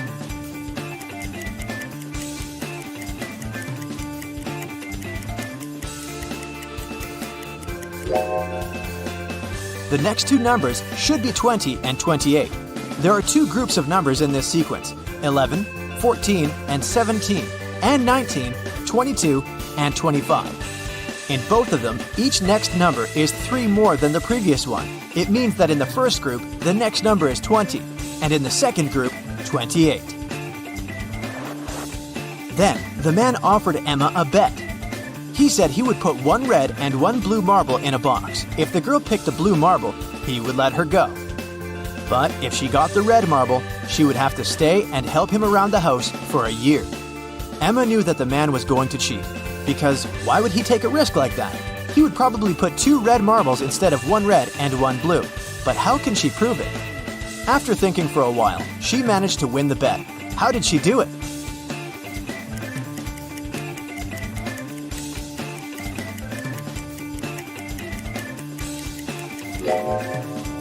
Emma picked a marble and quickly put it in her mouth without showing it to the man. The marble that remained in the box was red.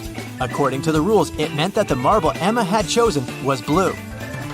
The man didn't want to admit that he had tried to cheat.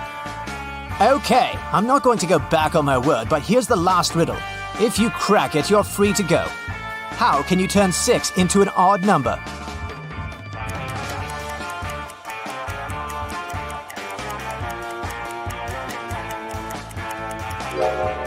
Emma didn't need to think much.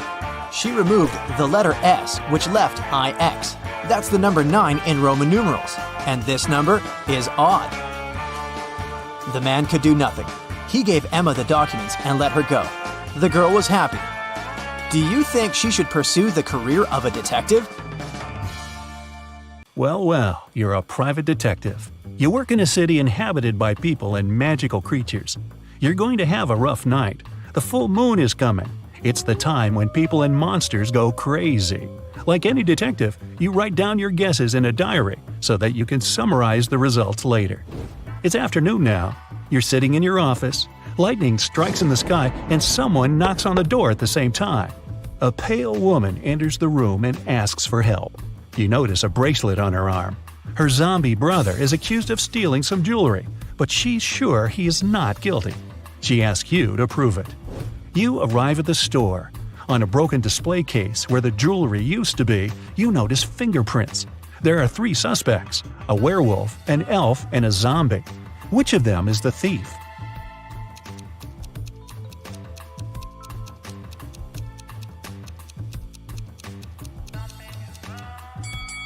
The elf. The zombie has skeleton hands, and the werewolf has hairy paws. Only the elf could leave human-like fingerprints. You drive through the streets and see a group of suspicious people standing by the riverbank. You stop and get out of the car. The people notice you and sprint in the opposite direction. You run after them on the sand along the water, but can't catch up. You look around but don't see anyone. Then you figure out it was your hallucination triggered by long sleepless nights. How did you figure that out?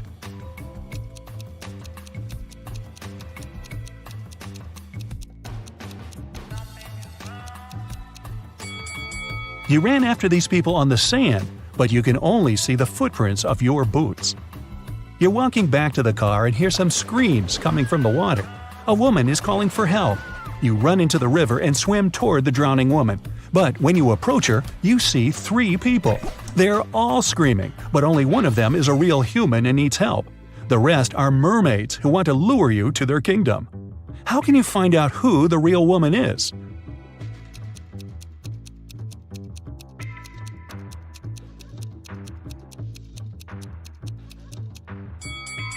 Dive and check who has a fishtail. You save the woman and go to the car. It starts raining. You don't want to catch a cold, so you decide to change your clothes in your apartment. But suddenly, you hear someone scream for help outside. You run out of the apartment and forget to lock the door. A woman is crying in the street. She's standing near the road. In the distance, you can see a car leaving at high speed. The woman says her new car has just been stolen. You get into your vehicle and start chasing the criminal. The suspect gets out of the car and runs toward an abandoned house. He climbs over the fence and disappears inside. You go there after him. In a small hall, 5 zombies are walking in different directions. But zombies don't drive cars. One of them is the thief pretending to be a zombie. Who is it exactly?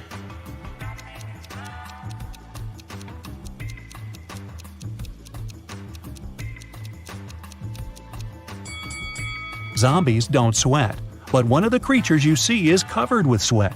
That's because it's the criminal who has been running away from you. You walk through the streets. There's a warning on a post about lizard people charging at the inhabitants of the city. You remember investigating this case, but you couldn't find these reptiles. Now you need to go to the park. For several days, a large werewolf has been scaring the residents there. You know that the werewolf has a wife, and she is the only person who can calm the monster down and help him return to his human form. You have found 3 girls. Each of them might be the werewolf's wife you're looking for. You ask his wife to approach him, but none of the girls admits she's the one you need. So you have to make your own choice.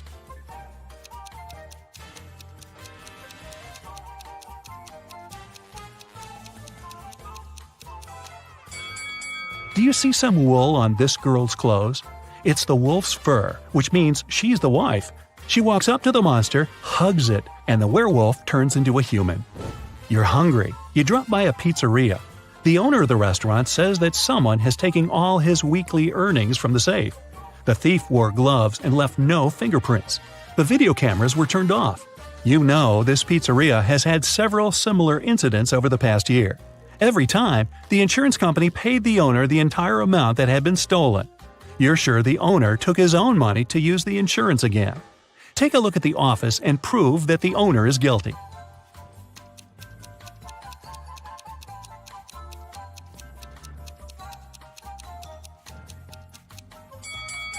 Look at the air vent.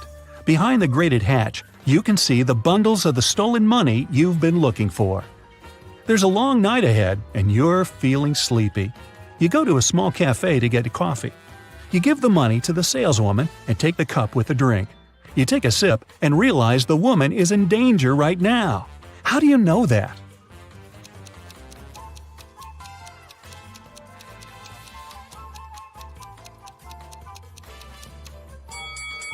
"Help me" is written on the cup she's just given you.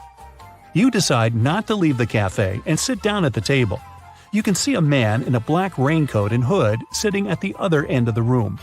The girl behind the cash register is looking at him wearily. You look at this visitor for a few seconds and realize he's a vampire. What makes you think that?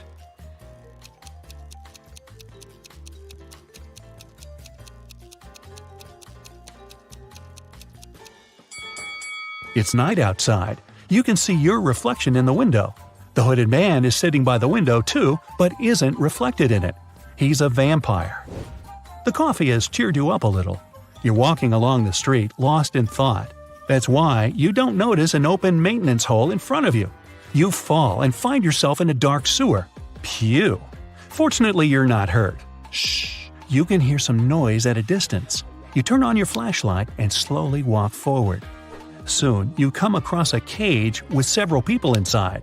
They say a mad scientist caught them and put them in this cage to conduct experiments. You need to free the prisoners. But where can you find the key? Carefully inspect the laboratory.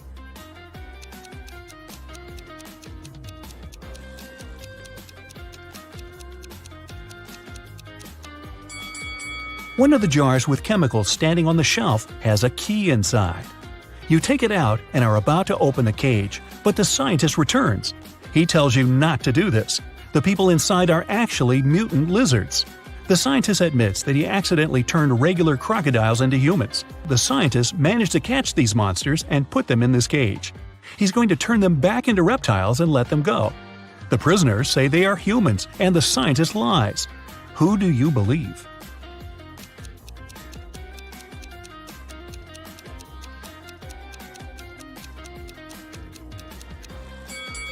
You decide not to open the cage.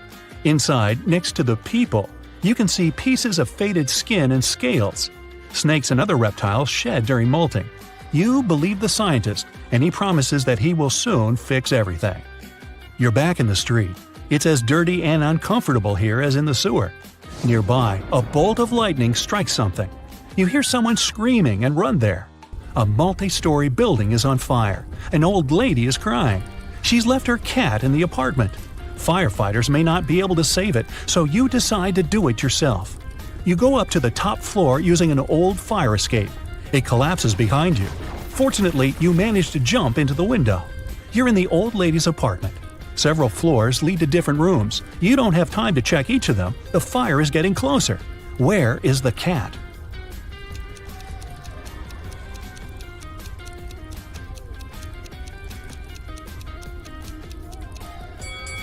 That door is scratched at the bottom. Those are claw marks. The cat must be there. You open the door and see a big black cougar. The fire is everywhere, and you can't go out through the main entrance. There is a window leading to the backyard and a fire escape. Where will you go?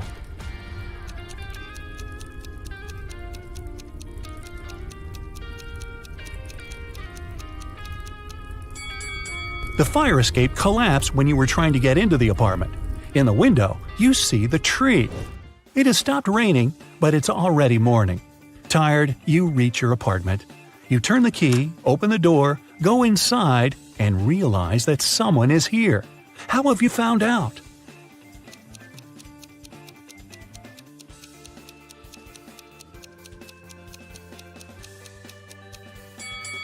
You were in a hurry and forgot to lock the apartment door while leaving. Someone got in and locked the door from the inside, and you had to use the key to open it. You see a human silhouette standing in the shadows and realize that you know this person. Who is it?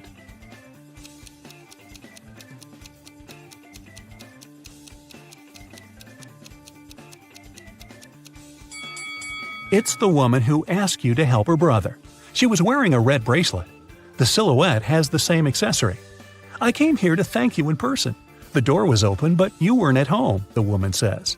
She asks, "How many puzzles have you solved tonight?" You realize it's time to look at what you've got. 0 to 3 points. It's too early for you to go out to patrol the streets of a dangerous city and help people. You need more experience. Practice and solve more logical puzzles. 4 to 8 points. Not bad. You've solved more than half of your cases. The city is grateful for that. 9 to 11 points. You're one of the best detectives in this city. Every day you help people, but you feel that you can do better. 12 to 14 points.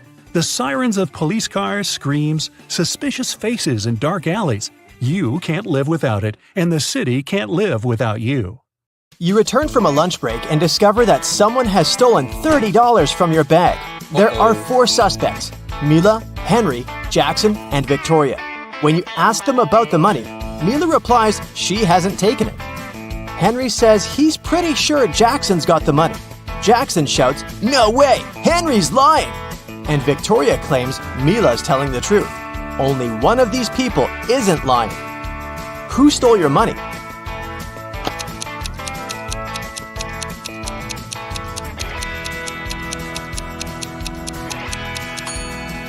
It's Mila. She, Henry, and Victoria are lying, while Jackson's telling the truth.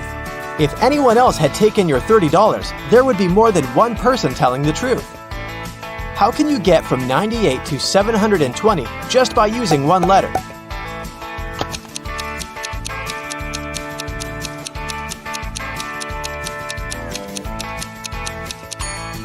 Add the letter X between 90 and 8. You'll get 90 times 8 equals 720. The owner of the restaurant, Vegan Paradise, called the police. He was in a panic. "Someone has attacked our chef! He was taken to a hospital several minutes ago. Our rivals must have sent someone to ruin my business!" When the police officers came to the restaurant, they learned that 3 people had been in the staff area during the accident. The first cook was cutting onions when the chef was hurt. He told the police his vision had been blurred because of the tears and he hadn't seen anything. The second cook was peeling shrimp when the accident happened. He said he'd been listening to music through his earphones and he hadn't heard anything. The third person, a waitress, claimed she had been serving lemonade outside. Who's lying?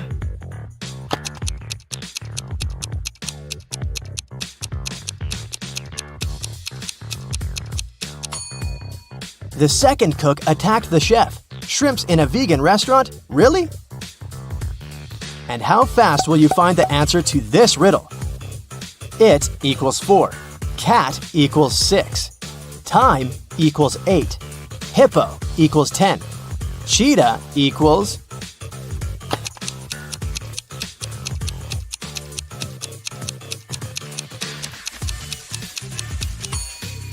The answer is 14. Each letter equals 2. Brenda was traveling by train. It was scorching hot in the carriage. The girl took off her gold bracelet decorated with diamonds and put it on the table in front of her. Several minutes later, the train entered a tunnel and it got pitch dark. When the tunnel was left behind, there was no bracelet on the table. No. Brenda was shocked. "Someone's taken my bracelet!" There were just 3 other people in the compartment. Helen said she'd been sleeping. Rachel was reading a book on her phone. And Gregory had gone to the bathroom even before the train entered the tunnel. Who took the bracelet?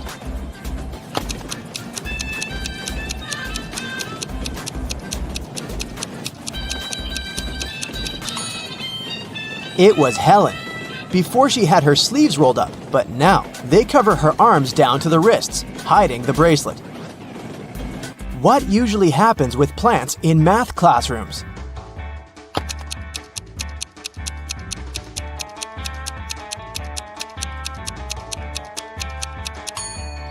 They grow square roots. A man walked into a room and saw 3 doors. The first one had a sign which read, "To the swamps." On the second door, there was a note, "Lion's Den." The third door didn't have any sign, but the man knew for sure where it led. How?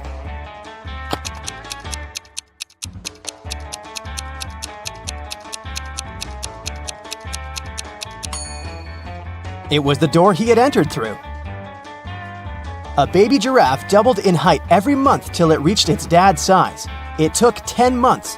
How many months did it take the baby giraffe to grow half its current height?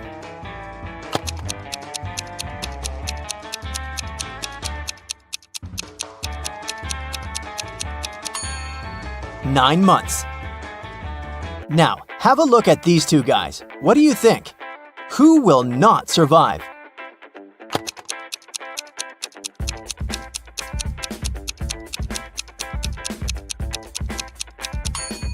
Most likely the guy on the left. His slingshot sure can cause some harm to the guy on the right, but he'll definitely survive.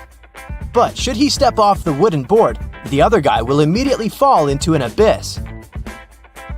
A rich man, Mr. Thomas Green, disappeared right from his home.